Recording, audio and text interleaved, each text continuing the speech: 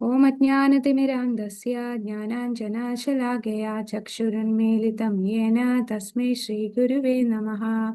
श्रीचैतन्यमनोभीष्टं स्थापितं येन भूतले स्वयं रूपा गदा मह्यं ददाति स्वपदान्तिकं।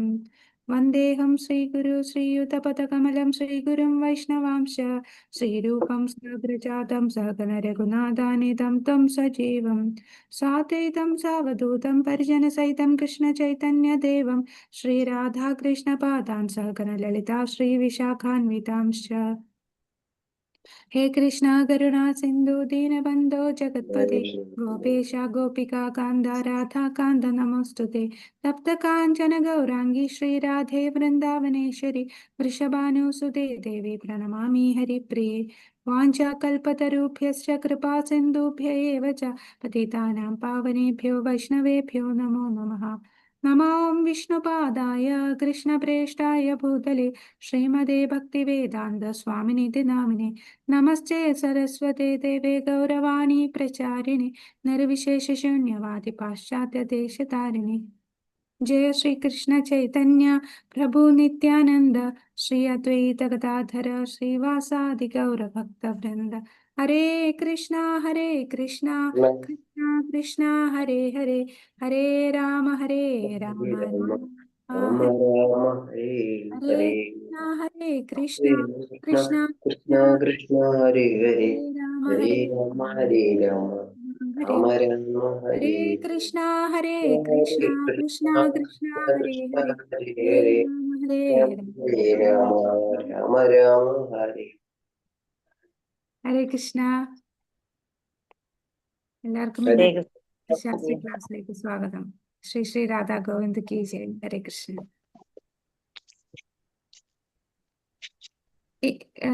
ഞായറാഴ്ച അല്ല ശനിയാഴ്ച നമ്മുടെ ഡിസ്കഷൻ ക്ലാസ് ഉണ്ടായിരുന്നില്ലേ?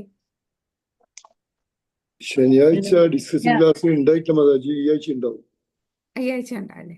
ഈ ആഴ്ച ഉണ്ടാവും. അത് ഒന്നാമത് കുറെ ആൾക്കാര് ഈ ആൻസർ കണ്ടുപിടിച്ചിട്ടുണ്ടായിരുന്നില്ല. പിന്നെ നമ്മൾ മാത്രം ഒന്ന് രണ്ടാള് പറഞ്ഞാൽ ശരിയാവില്ല. അപ്പൊ എല്ലാരും കൂടി കണ്ടുപിടിച്ചിട്ട് ഡിസ്കസ് ചെയ്യാൻ. അപ്പൊ അതുകൊണ്ട് ഈ ആഴ്ച ഞാൻ പറഞ്ഞിട്ടുണ്ട്. അപ്പൊ അത് ഈ ആഴ്ച ഇടാന്ന് പറഞ്ഞിട്ടുണ്ട്. ഓക്കെ ശരി. കൃഷ്ണ ഹരേ കൃഷ്ണ കൃഷ്ണ കൃഷ്ണ ഹരേ ഹരേ ഹരേ ഹരേ. नानाशास्त्रविचारणैकनिपुणो सद्धर्मसंस्थापको लोकानां हितकारिणो त्रिभुवने मान्यो शरण्याकरो राधाकृष्णपदारविन्दभजनानन्देन मत्तालिकौ वन्दे रूपसनातनो रघुयुगो श्रीजीवगोपालकौ. हरे कृष्ण. നമ്മള് മൂന്നാമത്തെ അധ്യായത്തില് കണ്ടത് ഭക്തിയുത സേവനം സ്വീകരിക്കാനുള്ള വ്യക്തിയുടെ യോഗ്യതയാണ് അല്ലെ. അപ്പൊ 3 കാരണങ്ങളാണ്.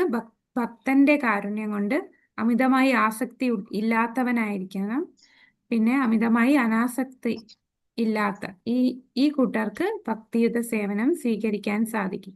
പിന്നെ നമ്മൾ പല ഉദാഹരണങ്ങൾ കണ്ടു. മൃഗാരിയുടെ ഉദാഹരണം, പിന്നെ ക്രേസി പീറ്റർ എന്ന് പറയുന്ന അദ്ദേഹം ഭക്തനായിട്ടുള്ള ഉദാഹരണം പറഞ്ഞു. പിന്നീട് നമ്മള് ശ്രീല പ്രഭുപാദർ ഈ ചന്ദ്രനില് മനുഷ്യൻ ഇറങ്ങി എന്നുള്ളത് അത് പോയിട്ടില്ല എന്ന് ഉറപ്പിച്ചു പറഞ്ഞപ്പോ ചില ഭക്തന്മാര് പ്രഭുപാദയെ വിശ്വസിക്കാതെ ഭൗതികമായിട്ടുള്ള ആ കാര്യത്തെ വിശ്വസിച്ചു. ഭൗതികവാദികൾ പറയുന്നത് വിശ്വസിച്ചു. അങ്ങനെ അവർക്ക് ഇത് വിട്ടുപോകേണ്ടി വന്നു. വർഷങ്ങൾക്ക് ശേഷം അത് പ്രഭുപാദർ പറഞ്ഞ ശരിയാണ് എന്ന് തെളിയിച്ചു.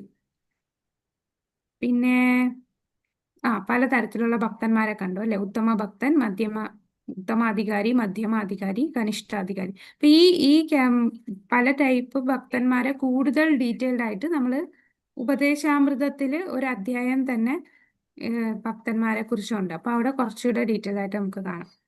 പിന്നെ 4 തരം അർത്ഥാർത്ഥി, ജിജ്ഞാസു, 4 കൂട്ടർ അല്ലെ. കനിഷ്ഠ ഭക്തരുടെ കൂടുതൽ വിഭജനം എന്ന് പറയുന്നത് ഈ 4 പേര്. ഇവര് പക്ഷേ ഭക്തരെന്ന് പറയാൻ പറ്റില്ല. അർത്ഥാർത്ഥി, ജിജ്ഞാസു, ജ്ഞാനി. അതെന്തുകൊണ്ടാണ്? ഭക്തരുടെ തലത്തിലേക്ക് ഇവരെ കൂട്ടാത്തത് എന്തുകൊണ്ടാണ്? കനിഷ്ഠ ഭക്തരായിട്ട് പോലും കൂട്ടുന്നില്ല എന്നാണ് പറയുന്നത്. അവർ ഭൗതിക ആസക്തി പുലർത്തുന്നുണ്ട്. അവിടെ ഭഗവാൻ ഒരു സേവ ചെയ്യുന്നില്ല. അവർ ഈ 4 കൂട്ടരും അവരുടെ ഇപ്പൊ ഭൗതികമായിട്ടുള്ള ആഗ്രഹങ്ങൾക്ക് വേണ്ടി ഭഗവാനെ സമീപിക്കുകയാണ് അല്ലെ. ഭഗവാനോടുള്ള സേവനം ചെയ്യാനോ ഉള്ള മനോഭാവത്തിലല്ല. പക്ഷെ ഇവർക്കും ഭക്തന്മാര് ആയിട്ട് മാറാം അല്ലെ, സേവനം ചെയ്യുന്ന തലത്തിലേക്ക്. ഇവര് ആവശ്യം വന്നപ്പോഴും ഭഗവാനെയാണ് സമീപിച്ചത്. അതുകൊണ്ട് അവരെയും ഭഗവാൻ സ്വീകരിക്കുന്നു. ഒരു ഭക്ത സംഘം കൊണ്ട് ഇവർക്കും ഭക്തന്മാരായി മാറാൻ സാധിക്കും. ഇനി ദുഷ്കൃതികളായിട്ടുള്ളവർക്ക് ഭക്തന്മാരായിട്ട് മാറാൻ വഴിയുണ്ടോ? No no. ഒരു ശുദ്ധഭക്തന്റെ സാമീപ്യം കിട്ടിയാൽ അവിടെയും ഭക്തസംഘം അല്ലെ, ഭക്തന്മാരുമായിട്ട് സഹവസിക്കാൻ ഭാഗ്യമുണ്ടെങ്കിൽ അവർക്കും ഭക്തന്മാരായി മാറാൻ സാധിക്കും. അപ്പം ദുഷ്കൃതികൾക്കും ചാൻസ് ഉണ്ട് എന്നാണ് പറയുന്നത്. അപ്പൊ നമ്മൾ എങ്ങനെയാണ് ഈ ദുഷ്കൃതികളായിട്ടുള്ള വ്യക്തികളെ ഭക്തിയിലേക്ക് വരുത്താൻ? ഭക്തി എന്തിനെയാണ് ഡിപ്പെൻഡ് ചെയ്യുന്ന ഏതിനെയാണ്? ഒരുപാട് പുണ്യം ചെയ്യുന്നതാണോ, പാപം ചെയ്യുന്നതാണോ? എന്തിനെയാണ് ഭക്തി ആശ്രയിക്കുന്നത്? ഭക്തി ഒന്നിനെ ആശ്രയിക്കുന്നില്ല മാതാജി. ഹരേ കൃഷ്ണ. ഭക്തി പുണ്യവും പാപവും ഒന്നുമല്ല. ഭക്തിയെ തന്നെ ആശ്രയിക്കുന്നുള്ളൂ. ഭക്തി എന്ന് പറയുന്നത് സ്വതന്ത്രമാണ് അല്ലേ. അപ്പോ നമുക്ക് ഇങ്ങനെയുള്ളവർക്ക് എങ്ങനെ എന്ത് കൊടുക്കാൻ സാധിക്കും? നമുക്ക് അവരെയും ഭക്തിയിലേക്ക് കൊണ്ടുവരാൻ നമ്മളായിട്ടുള്ള സഹായം എങ്ങനെ ചെയ്യാം? ഒരു ഭക്തന്റെ സംഘം എന്ന് പറഞ്ഞു. അപ്പൊ ഭക്തന്മാരെ എങ്ങനെയാണ് ദുഷ്കൃതികളായിട്ടുള്ളവരെയും ഇതിലേക്ക് കൊണ്ടുവരാൻ നമുക്ക് എന്ത് ചെയ്യാൻ സാധിക്കും? നഗര സങ്കീർത്തനം, പുസ്തക വിതരണം. അതിന് നമ്മളൊരു വാക്ക് പറയാം. പ്രസാദ വിതരണം, നഗര സങ്കീർത്തനം ചെയ്യുന്നു, പുസ്തക വിതരണം അല്ലേ, ഭഗവത്ഗീത ബുക്ക് വിതരണം ചെയ്യുന്നു. അപ്പൊ നമുക്ക് അവർക്ക് അജ്ഞാത ഭക്തി സുകൃതി കിട്ടുകയാണ്. അപ്പൊ അത് ഈ ജന്മം അവരെ സഹായിച്ചില്ലെങ്കിലും അടുത്ത ജന്മമെങ്കിലും അവർക്ക് ഇതിലേക്ക് വരാൻ സാധിക്കും. അപ്പൊ സുകൃതി ഇങ്ങനെ കിട്ടി അത് പക്വമാകുമ്പോഴാണ് ഭക്തിയിലുള്ള രുചി വന്ന് അവരിതിലേക്ക് വരാനായിട്ട് സാധിക്കുക. ഇനി നമുക്ക് അടുത്ത അധ്യായത്തിലേക്ക് പോകാം. അധ്യായം 4 അല്ലേ. അധ്യായം 4 ഇതിനകത്ത് അധികം സ്ലൈഡ് ഇല്ല, കാരണം ഒരുപാട് റെഫറൻസ് നമുക്ക് ഈ അധ്യായത്തിൽ പറയുന്നുണ്ട്. ആ റെഫറൻസ് ഒന്നും സ്ലൈഡിൽ പറഞ്ഞിട്ടില്ല. നമുക്ക് ബുക്ക് നോക്കാം. ബുക്കില് കുറെ കാര്യങ്ങൾ പറഞ്ഞിട്ടുണ്ട്, അപ്പൊ അത് നോക്കാം. അധ്യായം 4 ഭക്തിയുത സേവനം മുക്തിക്കും അപ്പുറമാണ്. അതാണ് ഈ അധ്യായം. ഭക്തിയുത സേവനം എന്ന് പറയുന്നത് മുക്തി ഇല്ലേ, ഭക്തന്മാര് മുക്തി പോലും ആഗ്രഹിക്കുന്നില്ല. മുക്തിക്കും അപ്പുറമാണ് ഭക്തിയുത സേവനം. അപ്പൊ ഭക്തിയാണ് ഏറ്റവും ഉയർന്നത്, മുക്തിക്കും എല്ലാം ഉപരിയായിട്ടുള്ളതാണ് ഭക്തി. അപ്പം ഈ മോക്ഷ ലഘുത്തകൃത് എന്ന് പറയുന്നില്ലേ, മോക്ഷ ലഘുത്തകൃത് എന്ന് പറയുന്ന ഒരു ഉത്തമ ഭക്തന്റെ ഒരു ഗുണമാണ് വരുന്നത്. അതായത് ഭക്തിക്കും അപ്പുറം, ഭക്തി പോലും അവർ ആഗ്രഹിക്കുന്നില്ല. ഒരുപാട് റെഫറൻസ് ഇവിടെ അധ്യായത്തിൽ തരുന്നുണ്ട്. അപ്പൊ ഈ ഭക്തൻ എന്താണ് മുക്തി പോലും ആഗ്രഹിക്കുന്നില്ല. നമ്മൾ വേറെ 2 കാര്യങ്ങൾ കഴിഞ്ഞ അധ്യായത്തിൽ പറഞ്ഞു അല്ലെ. ഒരു പിശാച് അല്ലെങ്കിൽ മന്ത്രവാദിയായിട്ട് ഉപമിക്കുന്ന 2 കാര്യങ്ങൾ, അതെന്തായിരുന്നു ഓർമ്മയുണ്ടോ? കഴിഞ്ഞ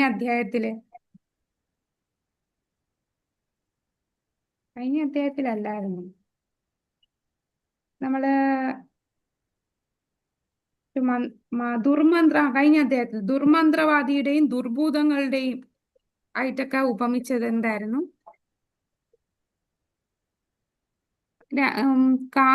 കാമികൾ എന്ന് പറയുന്ന ഭുക്തികാമി, സിദ്ധികാമി അല്ലെ, മുക്തികാമി, ഇങ്ങനെ 3 കൂട്ടരില്ലേ. അതില് മുക്തി 45-ാമത്തെ പേജിലുണ്ട് ഭുക്തിയോ മുക്തിയോ ആഗ്രഹിക്കുന്നത്. അപ്പൊ മുക്തി അപ്പൊ ഇതുപോലും ഭക്തൻ ആഗ്രഹിക്കുന്നില്ല. ഭക്തന് ഭുക്തി വേണ്ട. ഭുക്തി എന്ന് പറഞ്ഞാൽ ഭൗതികമായിട്ടുള്ള ആസ്വാദനം ആഗ്രഹിക്കുന്നില്ല, മുക്തി പോലും ആഗ്രഹിക്കുന്നില്ല. അതായത് ബ്രഹ്മത്തിൽ ലയിക്കാനായിട്ട്. അല്ലെ? ഈശ്വരനെ ലയിക്കണം എന്ന ആഗ്രഹം അതും ഭക്തനില്ല. പിന്നെ ഭക്തൻ എന്താണ് ആഗ്രഹിക്കുന്നത്? ഭക്തൻ ഭഗവത് സേവനം. ഭഗവത് സേവനം. സേവനം ആഗ്രഹിക്കുന്നു അല്ലേ? ഈ സേവനം എങ്ങനെയാ നമ്മൾ ചെയ്യുക? ഒറ്റയ്ക്കാണോ ചെയ്യുന്നത്? കൂട്ടായി ഭക്ത സംഘത്തിലാണ് നമ്മൾ സേവനം ചെയ്യുന്നത് അല്ലെ? അപ്പൊ ഭക്തന്മാർ അതാണ് ആഗ്രഹിക്കുന്നത്. ഭക്തസംഘം, ഭക്തന്മാരും ഭക്തരുടെ സംഘം ചേർന്ന് ഭഗവത് സേവനം ആഗ്രഹിക്കുകയാണ്. അല്ലാതെ ഭൗതികമായിട്ടുള്ളതും മുക്തിയിൽ പോയാൽ അവിടെ സേവനമില്ല. മുക്തിയുടെ പ്രശ്നം എന്താന്ന് നമ്മളിവിടെ പറയുന്നുണ്ട്. എന്തുകൊണ്ട് മുക്തി ആഗ്രഹിക്കുന്നില്ല എന്നുള്ളത്. അപ്പൊ നമ്മൾ ഭഗവത്ഗീതയില് 10ാമത്തെ അധ്യായത്തിൽ 9ാമത്തെ ശ്ലോകത്തില് മച്ചിത്താമത്കഥ പ്രാണ ബോധയന്താ പരസ്പരം കഥയന്തശ്ച മാം നിത്യം തുഷ്യന്തീച്ച രമന്തിച്ച അല്ലെ? അപ്പൊ ഭക്തന്മാരുമായിട്ട് എന്റെ ഭക്തന്മാർ മറ്റു ഭക്തന്മാരുമായി ഇരുന്ന് ഭഗവാന്റെ കാര്യങ്ങൾ, ഭഗവാന്റെ കഥകളും ലീലകളും തത്വങ്ങളും എല്ലാം ആസ്വദിക്കുകയാണ് ചെയ്യുന്നത്. അപ്പൊ അതിലാണ് അവർ ഏറ്റവും ആനന്ദം കാണുന്നത്. ഭഗവാനെ കുറിച്ച് കേൾക്കാനും ഭഗവാനെ കുറിച്ച് മറ്റുള്ളവരിലേക്ക് എത്തിക്കാനുമുള്ള ആനന്ദമാണ്. അപ്പൊ നമ്മളുടെ യുഗധർമ്മം എന്ന് പറയുന്നത് ഏതാണ്? സങ്കീർത്തനമാണ് അല്ലെ? നമ്മളെ ജപമല്ല. ജപം എന്ന് പറഞ്ഞാൽ നമ്മൾ ഒറ്റയ്ക്ക് ചെയ്യും. പിന്നെന്താ? കീർത്തനം എന്ന് പറഞ്ഞാൽ നമ്മൾ ഉറക്കാതെ പാട്ടുപോലെ ചെയ്യുന്ന. പക്ഷെ സങ്കീർത്തനമാണ് നാമസങ്കീർത്തനം. സങ്കീർത്തനം എന്ന് പറഞ്ഞാൽ എല്ലാവരോടും ചേർന്ന് ചെയ്യുന്നതാണ് സങ്കീർത്തനം. അപ്പൊ അതാണ് ഭക്തന്മാര് ആഗ്രഹിക്കുന്നത്. ഇനി മുക്തി, പല ടൈപ്പ് മുക്തി ഉണ്ടെന്ന് പറഞ്ഞു. ഏതൊക്കെയാണ് 5 തരത്തിലുള്ള മുക്തി ഏതൊക്കെയാണ്? സായുജ്യം, സാഷ്ടി. സായുജ്യ മുക്തി എന്ന് പറഞ്ഞാൽ ബ്രഹ്മത്തില് ലയിക്കുന്നത് അല്ലെ? ഈശ്വരനുമായി ലയിക്കുക എന്ന കൺസെപ്റ്റാണ് സായുജ്യ മുക്തി. സാലോക്യ മുക്തി എന്ന് പറഞ്ഞാൽ ഭഗവാന്റെ അതേ ലോകത്തില്. സാരൂപ്യ എന്ന് പറഞ്ഞാൽ ഭഗവാന്റെ അതേ രൂപം. സാമീപ്യ എന്ന് പറഞ്ഞാൽ ഭഗവാന്റെ അടുത്ത് നിൽക്കുന്നത്. പിന്നെ സാഷ്ടി, ഭഗവാന്റെ അതേ ഐശ്വര്യമുള്ളത്. അപ്പൊ ഈ പറയുന്ന മുക്തി, സായുജ്യം എന്ന് പറയുന്നത് മുക്തി എന്താ ഭക്തന്മാർ ഒട്ടും ആഗ്രഹിക്കാത്ത ഒരു വസ്തുവാണ് സായുജ്യ മുക്തി. ഈ ബ്രഹ്മവാദികള് ഒക്കെ ആഗ്രഹിക്കുന്നതാണ് സായുജ്യ മുക്തി. കാരണം എന്തുകൊണ്ടാണ് സായുജ്യ മുക്തി ഒട്ടും ആഗ്രഹിക്കാത്തത്? അവിടെ സേവനം ചെയ്യാൻ സാധിക്കില്ല. പിന്നെ നമ്മൾ കർമ്മം ചെയ്യും, അത് കഴിഞ്ഞു കഴിഞ്ഞാൽ വീണ്ടും തിരിച്ചു വരേണ്ടി വരും. അവിടെ പുണ്യം കഴിയുമ്പോഴല്ല തിരിച്ചു വരുന്നത്. ജീവാത്മാവ് ബ്രഹ്മജ്യോതിയിൽ ലയിച്ചു ചേരും. അവിടെ പക്ഷെ ആനന്ദം ലഭിക്കുന്നില്ല. എന്ത് ആനന്ദമാണ് ലഭിക്കാത്തത്?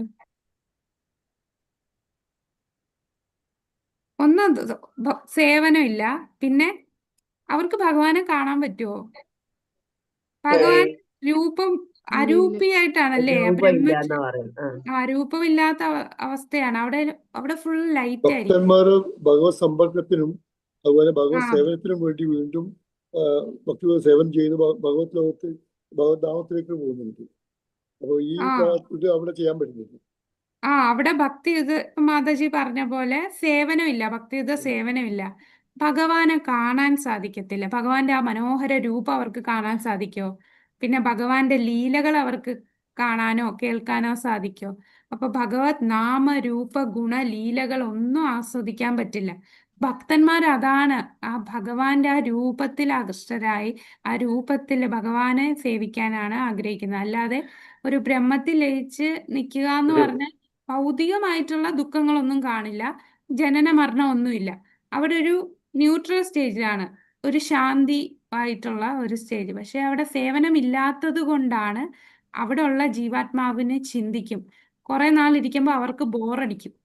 അപ്പൊ അവര് തന്നെ ആഗ്രഹിക്കും എനിക്ക് ഭൂമിയിൽ പോകണമെന്ന്. അങ്ങനെയാണ് അവര് ഭൂമിയിലേക്ക് വീണ്ടും തിരിച്ചു വരുന്നത്. അപ്പോ എന്തുകൊണ്ടാണ് അവിടെ സേവനമില്ല? കൂടാതെ ഭഗവാന്റെ കാണാൻ സാധിക്കില്ല അല്ലെ? ഭഗവാന്റെ ആ സൗന്ദര്യം ആസ്വദിക്കാനുള്ള അവസരം അവിടെ ഇല്ല. ഭഗവാന്റെ നാമരൂപ ഗുണലീലകൾ അതൊന്നും അവിടെ ലഭിക്കില്ല. അതുകൊണ്ട് ഭക്തന്മാര് മുക്തി ആഗ്രഹിക്കുന്നില്ല, അതായത് ബ്രഹ്മത്തിൽ ലയിക്കാനുള്ള മുക്തി ആഗ്രഹിക്കുന്നില്ല. എന്നാൽ ഉത്തമരായിട്ടുള്ള ഭക്തർ, ഏറ്റവും ഉയർന്ന ടോപ്പ് മോസ്റ്റ് ഭക്തർ ഈ പറയുന്ന സാരൂപ്യ സാമീപ്യ സാലോക്യ അതുപോലെ ആ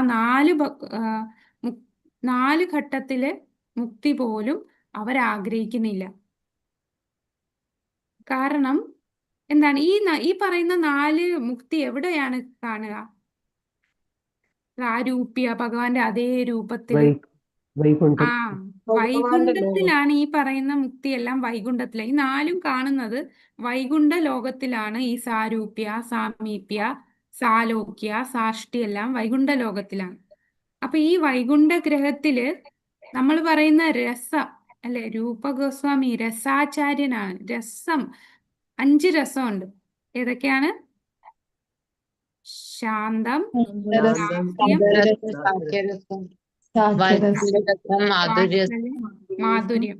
ഈ പറയുന്ന രസം വൈകുണ്ഠത്തിലില്ല. ആകെ ശാന്തം അല്ലെങ്കിൽ ദാസ്യം, അത്രേ ഉള്ളൂ അവിടുത്തെ രസം. വാത്സല്യ രസം ഇല്ല, പിന്നെന്താ, മാധുര്യ രസം ഇല്ല, സാഖ്യരസം. ഈ രസങ്ങളൊന്നും വൈകുണ്ഠ ലോകത്ത് കിട്ടില്ല.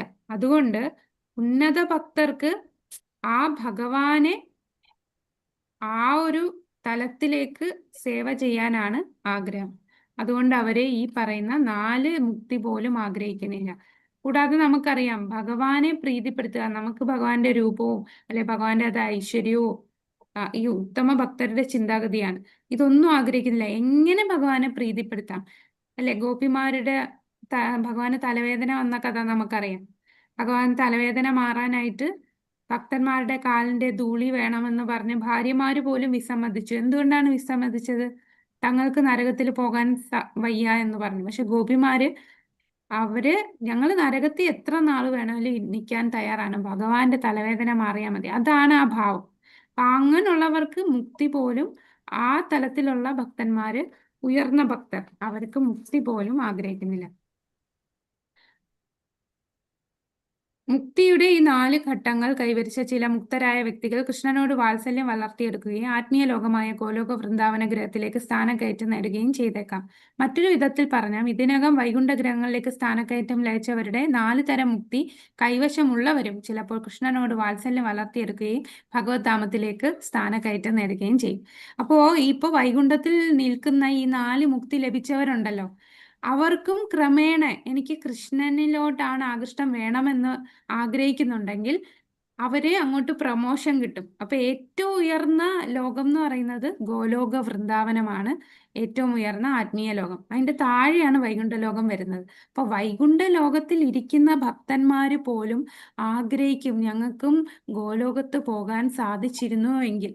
അപ്പൊ അവര് ഭക്തിയുത സേവനം ചെയ്താൽ അവരെയും അങ്ങോട്ട് പ്രൊമോട്ട് ചെയ്യും എന്നാണ് പറയുന്നത്. വൈകുണ്ഠ ഗ്രഹത്തിലേക്കും പോകാൻ സാധിക്കും. അപ്പൊ അതിന്റെ കഥ നമുക്ക് ഇനി വരുന്ന ഭാഗത്തിൽ കാണാം. എന്നാൽ ഗോലോക വൃന്ദാവനത്തിൽ ഇരിക്കുന്ന ഭക്തർക്ക് താഴെ വരണമെന്ന് തോന്നുവോ? ഗോലോക വൃന്ദാവനത്തിൽ ഇരിക്കുന്ന ഭക്തർക്ക് ഒരിക്കലും വൈകുണ്ഠത്തിൽ പോകാൻ ആഗ്രഹിക്കില്ല. അതാണ് ആ ഡിഫറൻസ്. എന്തുകൊണ്ടാണ് ഗോലോക വൃന്ദാവനം ഏറ്റവും പരമോന്നതമായ ഭഗവാന്റെ ധാമം എന്ന് പറയുന്നത്? ഗോലോക വൃന്ദാവനത്തിൽ ഇരിക്കുന്ന ഒരു ഭക്തനും വൈകുണ്ഠത്തിൽ പോകാൻ ആഗ്രഹിക്കില്ല. പക്ഷേ വൈകുണ്ഠത്തിൽ ഇരിക്കുന്ന ഭക്തർക്ക് മുകളിൽ പോകാൻ ആഗ്രഹിക്കും. ലക്ഷ്മി ദേവി പോലും ആഗ്രഹിക്കുന്നു അല്ലെ? ലക്ഷ്മി ദേവിക്ക് പോലും ആ രാസലീലയിൽ പങ്കെടുക്കാൻ ആഗ്രഹം തോന്നി. പക്ഷെ രാസലീലയിൽ പങ്കെടുത്ത ഗോപിമാർക്ക് എനിക്കും ലക്ഷ്മിയുടെ സ്ഥാനം ഉണ്ടായിരുന്നെങ്കിൽ എന്ന് ഒരിക്കലും ചിന്തിക്കില്ല. അതാണ് എന്താ നമ്മുടെ ഗോലോക വൃന്ദാവന ഗ്രഹത്തിന്റെ സ്ഥാനം എന്ന് പറയുന്നതാണ് ഏറ്റവും ഉയർന്ന സ്ഥാനം. നമുക്ക് ബുക്കിലുള്ള മുക്തി പോലും ആഗ്രഹിക്കുന്നില്ല അതിന് ഒരുപാട് റെഫറൻസ്, ശ്രീമദ് ഭാഗവതത്തിലെ പല റെഫറൻസ് ഇവിടെ രൂപഗോസ്വാമി തരുന്നുണ്ട്. അപ്പൊ ആദ്യത്തെ പാരഗ്രാഫില് പൃഥു മഹാരാജാവിന്റെ ഇതാണ് പറയുന്നത്. ശ്രീമദ് ഭാഗവതത്തിൽ 4-ാമത്തെ സ്കന്ധം 20-24 പൃഥു മഹാരാജാവിന്റെ വാക്കുകളാണ്. ഭഗവാനെ, മുക്തി നേടിക്കഴിഞ്ഞാൽ അങ്ങയുടെ പ്രശസ്ത ഗീതങ്ങൾ കേൾക്കാൻ കഴിയുന്നില്ലെങ്കിൽ, അങ്ങയുടെ പാതാരവിന്ദങ്ങളെ കുറിച്ച് ഭക്തന്മാരുടെ അകക്കാമ്പിൽ നിന്ന് ഉയരുന്ന സങ്കീർത്തനങ്ങൾ കേൾക്കാനാവില്ലെങ്കിൽ, സർവാതിശായിയായി ഈ പരമാനന്ദ സുധ തുടർന്ന് ലഭിക്കുകയില്ലെങ്കിൽ ഈ മുക്തിയോ ആത്മീയ മോചനമോ ആവശ്യമില്ല.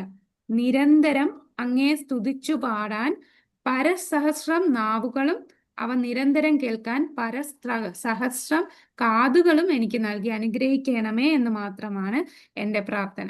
ഇപ്പൊ പൃഥു മഹാരാജന്റെ പ്രാർത്ഥനയിൽ പറയുന്നത് എന്താണ്? എനിക്ക് സഹസ്രം നാവും ചെവിയും, ഭഗവാനെ പാടാനായിട്ട് നാവുകൾ, പിന്നെ സഹസ്രം ചെവികളും കാതുകളും എനിക്ക് വേണം, അല്ലാതെ എനിക്ക് മുക്തി വേണ്ട എന്നുള്ളതിന്റെ ആദ്യത്തെ പ്രൂഫാണ് രൂപഗോസ്വാമിയുടെ ശ്രീമദ് ഭാഗവതത്തിലെ 4-ാമത്തെ സ്കന്ധത്തിലെ ഭാഗം പറയും. ഇനി അടുത്ത പാരഗ്രാഫില് ഈ സായുജ്യ പ്രാപ്തി നിർവ്യക്തികവാദികളാണ് സായുജ്യമുക്തി, അതല്ലേ? ഭഗവാനിൽ വലയം പ്രാപിക്കാനാണ് ആഗ്രഹിക്കുന്നത്. വലയം പ്രാപിക്കുക എന്ന് പറഞ്ഞാൽ ഈ സായുജ്യമുക്തിയാണ് ഉദ്ദേശിക്കുന്നത്. പക്ഷെ വ്യക്തിഭേദമില്ലാതെ ഭഗവാന്റെ സങ്കീർത്തനങ്ങൾ പാടാനും കേൾക്കാനും എങ്ങനെ കഴിയും? അതാണ് ഈ ബ്രഹ്മജ്യോതിയിൽ ലയിച്ചാല് അവിടെ സങ്കീർത്തനമില്ല, അല്ലേ? സങ്കീർത്തനം പാടാനോ നമുക്ക് നൃത്തം ചെയ്യാനോ കേൾക്കാനോ ഒന്നും അവിടെ സാധിക്കില്ല. അപ്പൊ ഭക്തന്മാര് ഭൂമിയിലാണെങ്കിൽ പോലും, ഭൂമിയിൽ ഈ ഭൗതിക ലോകത്താണെങ്കിൽ പോലും അവര് മുക്താത്മാക്കളാണ്, ഉയർന്ന ഭക്തർ.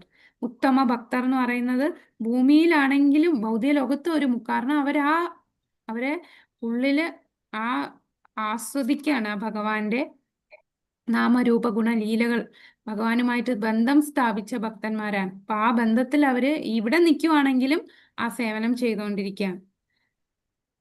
അപ്പൊ എന്തൊക്കെയാണ് നമ്മളുടെ ബ്രഹ്മത്തില് എന്താണ് ഭഗവാനിൽ വലയം പ്രാപിക്കുന്ന സ്ഥലത്ത് അവിടെ ഭക്തന്മാര് എന്തുകൊണ്ടാ പോകാത്തത്? ഒരു റീസൺ, അവിടെ സേവയില്ല.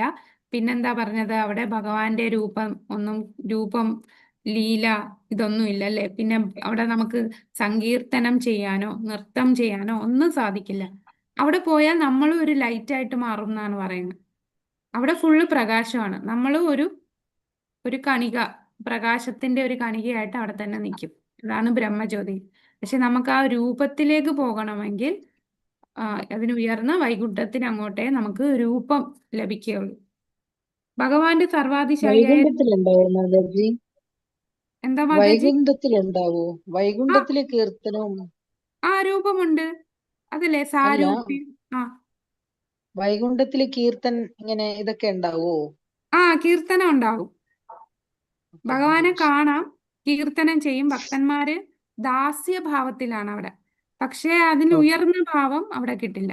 ദാസ്യഭാവത്തിൽ അവർ സേവനം ചെയ്യുന്നുണ്ട്. നാരായണനെ, ലക്ഷ്മി നാരായണനെ സേവ ചെയ്യുന്നവരാണ് വൈകുണ്ഠവാസികൾ.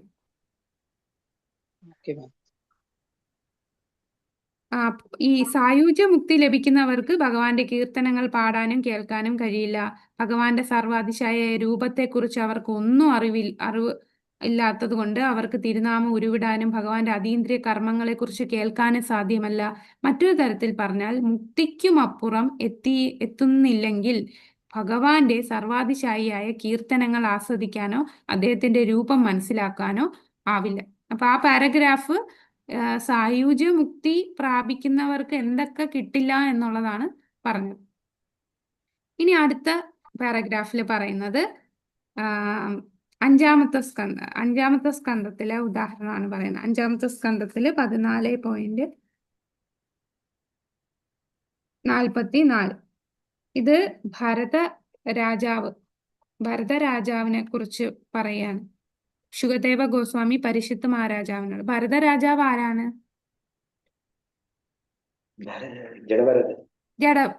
ജഡഭരതന് മുമ്പുള്ള ആദ്യത്തെ നമ്മുടെ ഭരതരാജാല്ലേ, ഋഷഭദേവന്റെ മകനായിട്ടുള്ള മാനായിട്ട് പോകുന്ന ആ രാജാവ്. ഭരത മഹാരാജാവിന്റെ മാനാകുന്നതിന് മുമ്പുള്ള ആ ഭാഗം പറയാം. മഹാനായ ചക്രവർത്തി ഭരതന് അങ്ങയുടെ പാതാരവിന്ദങ്ങളെ സേവിക്കുന്നതിലുള്ള ആസക്തി അതിതീവ്രമായിരുന്നു. അതുകൊണ്ടാണ് അദ്ദേഹത്തിന് ഭൂമിയിലെ തന്റെ ചക്രവർത്തി പദവും മക്കളോടുള്ള വാത്സല്യം, തന്റെ സമൂഹം, സുഹൃത്തുക്കൾ, രാജകീയ സുഖസമൃദ്ധി, സുന്ദരിയായ പത്നി എന്നിവയെല്ലാം നിഷ്പ്രയാസം ഉപേക്ഷിക്കാൻ കഴിഞ്ഞത്. ഭൗതികമായ സകല ഐശ്വര്യങ്ങളും അദ്ദേഹത്തിന് നൽകാൻ ഭാഗ്യദേവത തയ്യാറായിരുന്നു. പക്ഷേ ആ വക സമൃദ്ധികളൊന്നും അദ്ദേഹം കൈക്കൊണ്ടില്ല. അപ്പൊ ഈ മനോഭാവം, അല്ലെ, അദ്ദേഹം ഇതെല്ലാം ഉപേക്ഷിച്ചത്, നമ്മൾ വിസർജിച്ചു കഴിഞ്ഞാൽ തിരിഞ്ഞു നോക്കില്ല. അതുപോലെയാണ് അദ്ദേഹം ഈ ഐശ്വര്യങ്ങളെല്ലാം ഉപേക്ഷിച്ചത് എന്നാണ് പറയുന്നത്. അദ്ദേഹത്തിന്റെ ആ മനോഭാവം, ഈ എല്ലാ ഐശ്വര്യ ദേവത വരെ അദ്ദേഹത്തിന്റെ ദാസിയെ പോലെ എന്തും കൊടുക്കാൻ തയ്യാറായിട്ട് പോലും അദ്ദേഹം അതെല്ലാം ഉപേക്ഷിച്ചു. എന്തിനാണ്? ഭഗവാനിലേക്ക് പോകാൻ. പക്ഷെ അവിടെ പോയതിനു ശേഷം അദ്ദേഹത്തിന് ഇത് മാറിപ്പോയി, അല്ലെ, ശ്രദ്ധ മാറിപ്പോയി. ഭഗവാൻ മധുസൂദനന്റെ സർവാതിശായ രൂപത്തിൽ ആകൃഷ്ടരായവരിൽ ആരും പല ഋഷിമാരും ആഗ്രഹിക്കുന്ന മുക്തി പോലും നിസ്സാരമായി തള്ളിക്കളയുന്നു. ഭൗതിക സമൃദ്ധിയുടെ കാര്യം പിന്നെ പറയണം. ഇനി അടുത്ത പ്രൂഫ് പറയുന്നത് അടുത്ത ശ്രീമദ് ഭാഗവതത്തിലെ 6-ാമത്തെ സ്കന്ധത്തില് 11-ാമത്തെ അധ്യായം 25-ാമത്തെ ശ്ലോകം. ഇത് വിത്രാസുരന്റെ നമ്മള് പ്രധാനപ്പെട്ട ഒരു ശ്ലോകമാണല്ലേ, നമ്മൾ കാണാതെ പഠിക്കേണ്ട ശ്ലോകങ്ങളിൽ വരുന്നതാണത്. ഇതിലല്ല, ഭക്തിശാസ്ത്രിയിലല്ല, അല്ലാതെ നമ്മൾ റീച്ച് ചെയ്യാനും ഒക്കെ ഉപയോഗിക്കാവുന്ന ശ്ലോകമാണ്. ഇതായിരുന്നു ശ്ലോകം 6.11 അല്ലേ? ഇത് മറ്റേ നാഗപൃഷ്ടം ന ച പാരമേഷ്ട്യം ന സർവഭൗമം ന രസാധിപത്യം ന സർവഭൗമം ന യോഗസിദ്ധിം. ആ ശ്ലോകം ഇത് 6.11.25. നാഗപൃഷ്ടം ന ച പാരമേഷ്ട്യം ന സർവഭൗമം ന രസാധിപത്യം ന യോഗസിദ്ധിർ പുനർഭവം വാ സമഞ്ജസാ ത്വാ വിരഹായ കാംക്ഷേ. അപ്പൊ ഇതിനകത്ത് പറയുന്ന എന്താണ്? ഭഗവാനെ ഭക്തിയുത സേവനം ഉപേക്ഷിച്ചാൽ ഒരു പക്ഷേ എന്നെ ധ്രുവലോകത്തിലേക്ക് ഉയർത്തിയെന്ന് വരാം, അതല്ലെങ്കിൽ പ്രപഞ്ചത്തിലെ സർവ്വലോകങ്ങളുടെ അധിപതിയാക്കിയെന്ന് വരാം. എന്നാൽ എനിക്ക് അതൊന്നും വേണ്ട, യോഗസിദ്ധികളും വേണ്ട. എനിക്ക് യോഗസിദ്ധി വേണ്ട, സർവഭൗമം ഭൂമിയിലെ അധിപനാകണ്ട, രസാധിപത്യം രസാതലം അങ്ങനെയുള്ള തലങ്ങളുടെ അധിപതിയാക്കണ്ട, എന്നാൽ യോഗസിദ്ധി വേണ്ട, ആത്മീയ വിമോചനവും ഞാൻ ആഗ്രഹിക്കുന്നില്ല, അല്ലേ? മുക്തി പോലും അദ്ദേഹം ആഗ്രഹിക്കുന്നില്ല. അങ്ങയുമായുള്ള സമ്പർക്കവും അനശ്വരവും സർവാതിശായിയുമായ സേവനം അങ്ങേക്ക് ചെയ്യാനുള്ള അവസരമേ എനിക്ക് വേണ്ടൂ. ഇപ്പൊ വൃത്രാസുരന്റെ പ്രധാനപ്പെട്ട ഒരു പ്രാർത്ഥന ഇവിടെ പ്രൂഫായിട്ട് പറഞ്ഞിരിക്കുകയാണ്. അതാണ് 6.11.25. ഇനി അടുത്തത് 6.17.28 ഇതിനകത്ത് 7 പോയിന്റ് എന്നാണ് കിടക്കുന്നത്, 17 കേട്ടോ. ശ്രീമദ് ഭാഗവതത്തില് 50-ാമത്തെ പേജില് 3-ാമത്തെ പാരഗ്രാഫിൽ കണ്ടോ? 6.17.28. അതും പ്രധാനപ്പെട്ട ഒരു ശ്ലോകമായിരുന്നു.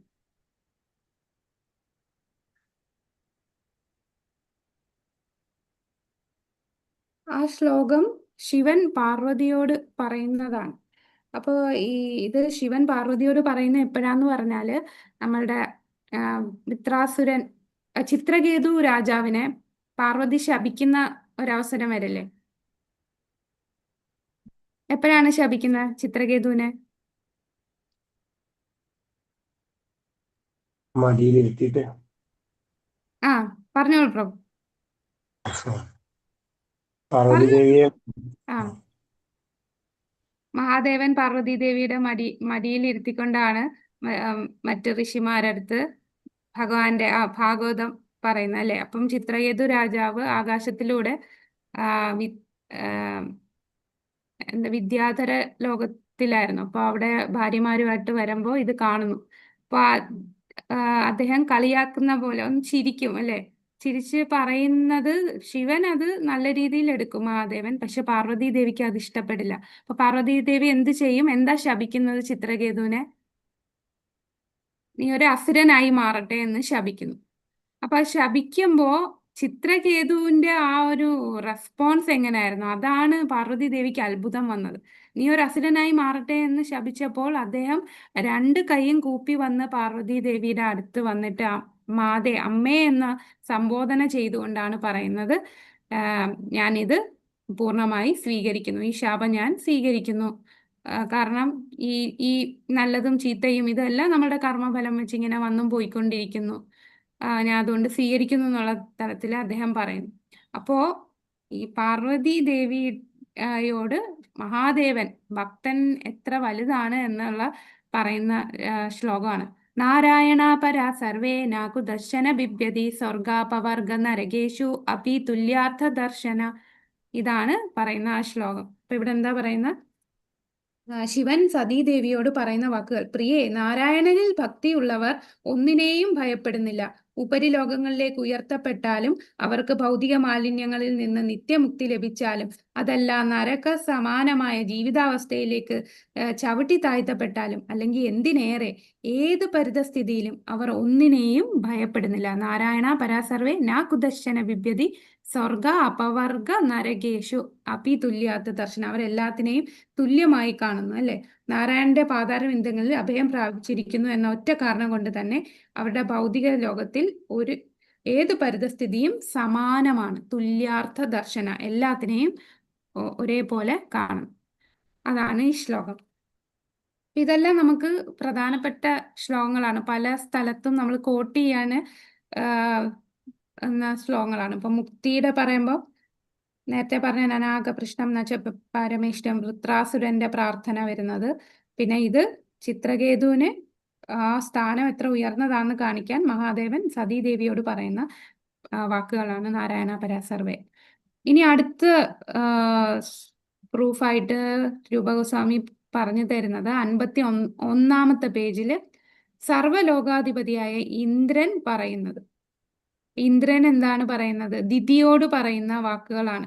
ഇത് 6-ാമത്തത് 18.74 നമ്മളെ ബുക്കിൽ 8 പോയിന്റ് ആണ് കിടക്കുന്നത്. അത് 18-ാമത്തെ അധ്യായമാണ്.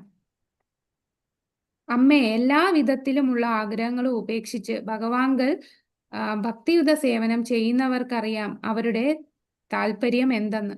അവരാണ് ജീവിത പൂർണ്ണതയിലേക്ക് പുരോഗമിക്കുന്ന കാര്യത്തിൽ ഏറ്റവും വിദഗ്ധൻ. അടുത്തത് പ്രഹ്ലാദ് മഹാരാജാവ് പറയുന്ന ശ്രീമദ് ഭാഗവതത്തിലെ സന്ദർഭമാണ് അടുത്തത്. അപ്പൊ പ്രഹ്ലാദൻ പറയുന്നത് എന്താണ്? നാസ്തിക കുടുംബത്തിൽ പിറന്ന സുഹൃത്തുക്കളെ, ഇപ്പൊ പ്രഹ്ലാദൻ പ്രീച്ച് ചെയ്യുവാണല്ലേ, തന്റെ സുഹൃത്തുക്കളെ പ്രീച്ച് ചെയ്യുന്നതാണ്. അത് ഒന്ന് വായിക്കാമോ ആരെങ്കിലും? വായിച്ചോളാം. നാസ്തിക കുടുംബങ്ങളിൽ പിറന്ന സുഹൃത്തുക്കളെ, നിങ്ങൾക്ക് ഭഗവാൻ കൃഷ്ണനെ പ്രീതിപ്പെടുത്താൻ കഴിഞ്ഞാൽ അതിലും കൂടുതലായി ഒന്നും നേടാനില്ല. അഥവാ നിങ്ങൾക്ക് കൃഷ്ണനെ സന്തോഷിപ്പിക്കാൻ കഴിഞ്ഞാൽ സർവ്വ ആഗ്രഹങ്ങളും താനേ പൂർത്തീകരിക്കപ്പെടും. അങ്ങനെയിരിക്കെ പിന്നെന്തിനു നിങ്ങൾ കാമ്യകർമ്മങ്ങളുടെ പിറകെ പോകുന്നു? ആത്മീയ വിമോചനമോ ഭൗതിക ബന്ധനത്തിൽ നിന്നുള്ള മോചനമോ കൊണ്ട് പിന്നെന്തു നേടാൻ? സദാ തിരുനാമം ഉരുവിടുകയും തന്തിരുവടിയുടെ പാതാരവിന്ദങ്ങളിലെ സുധ ആസ്വദിക്കുകയും ചെയ്യുന്നവന് ഇപ്പറഞ്ഞതിന്റെ ഒന്നും ആവശ്യമില്ല. തിരുനാമം ജപിക്കുകയും ഭഗവത് കഥകൾ കീർത്തിക്കുന്നത് കേൾക്കുകയും ചെയ്യുന്നതിനാൽ ആനന്ദം അനുഭവിക്കുകയും ചെയ്യുന്നവർ എല്ലാവിധത്തിലുള്ള ഭൗതിക അനുഗ്രഹ ലബ്ധിക്കും ഉപരിയാണെന്ന് പ്രഹ്ലാദ് മഹാരാജിന്റെ ഈ പ്രസ്താവന വെളിവാക്കുന്നു. ധർമാനുസൃതമായ കാമ്യകർമ്മങ്ങൾ, യജ്ഞങ്ങൾ എന്നിവ കൊണ്ട് ലഭിക്കുന്ന നേട്ടങ്ങളും എന്തിനധികം ഭൗതിക ബന്ധനത്തിൽ നിന്നുള്ള മോചനം പോലും ഈ ആനന്ദത്തിന് താഴെയാണ്. ഹരേ കൃഷ്ണ. ഹരേ കൃഷ്ണ.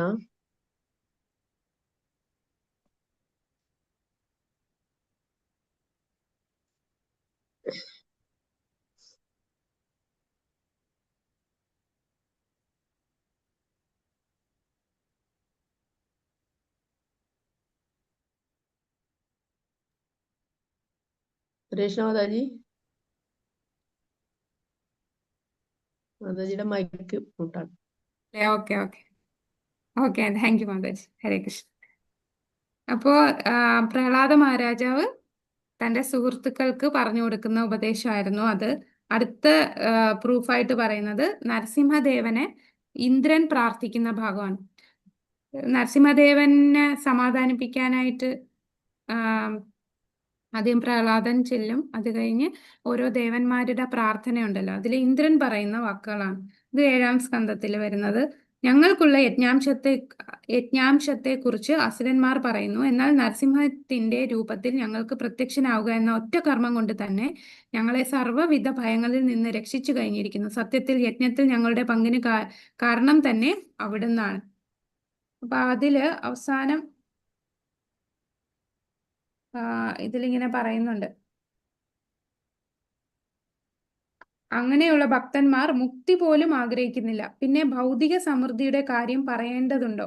യഥാർത്ഥത്തിൽ ഈ 52-ാമത്തെ പേജില് ആദ്യത്തെ പാരഗ്രാഫിലെ അവസാനത്തെ ഭാഗങ്ങളാണ് ഞാൻ വായിക്കുന്നത്. യഥാർത്ഥത്തിൽ ഞങ്ങൾ യജ്ഞാംശങ്ങളുടെ അനുഭോക്താക്കളല്ല. ഞങ്ങളുടെ ഒരേ ഒരു ധർമ്മം അങ്ങയുടെ സേവനത്തിൽ നിരതരാവുക എന്നതാണ്. അങ്ങാണ് എല്ലാത്തിൻ്റെയും ഭോക്താവ്. അപ്പം ഭഗവാനാണ് ഭോക്താവ്. ഭക്തന്മാർ മുക്തി പോലും ആഗ്രഹിക്കുന്നില്ല. അതിന് മറ്റൊരു ഉദാഹരണമാണ് രൂപഗോസ്വാമി നമുക്കിത് പറഞ്ഞു തന്നിരിക്കുന്നത്, അല്ലേ? സർവ്വതും ഭഗവാന് സമർപ്പിക്കുക എന്നതാണ് ഇവയുടെയൊക്കെ ധർമ്മം. അങ്ങനെ ചെയ്യുന്നതിലൂടെ അതിന്റെ ഫലം ഈ ജീവചൈതന്യങ്ങൾക്ക് തന്നെ സ്വയം ചെന്ന് ചേർന്നുകൊള്ളും. ശരീരത്തിന്റെ വിവിധ ഭാഗങ്ങളുടെ കാര്യം എടുക്കുക. അതായത് നമ്മൾ മറ്റേ ഉദാഹരണം ഇല്ലേ, മരത്തിന്റെ വേരില് വെള്ളം ഒഴിക്കുന്നതും, പിന്നെന്താ ഭക്ഷണം കഴിക്കുമ്പോൾ എവിടെ കൊടുക്കുന്നത്? ഭക്ഷണം എവിടോട്ടാ കൊടുക്കുക? വയറിൽ സമർപ്പിക്കുന്നത്. അതുപോലെ എല്ലാവരുടെയും ധർമ്മം ഭഗവാനെ തൃപ്തിപ്പെടുത്തുകയാണ്. അതോടെ എല്ലാവരും സ്വയം സംതൃപ്തരാകുന്നു. ഇനി അടുത്തത് പറയുന്നത് ഗജേന്ദ്രന്റെ വാക്കുകളാണ്. 8-ാമത്തെ സ്കന്ധത്തില് 8-ാമത്തേതില് 8:3:20. അപ്പൊ അവിടെ ഗജേന്ദ്രൻ പറയുന്നത്, ഗജേന്ദ്രന്റെ വാക്കുകളിൽ ഒന്ന് വായിക്കാമോ? ഗജേന്ദ്രന്റെ വാക്കുകൾ.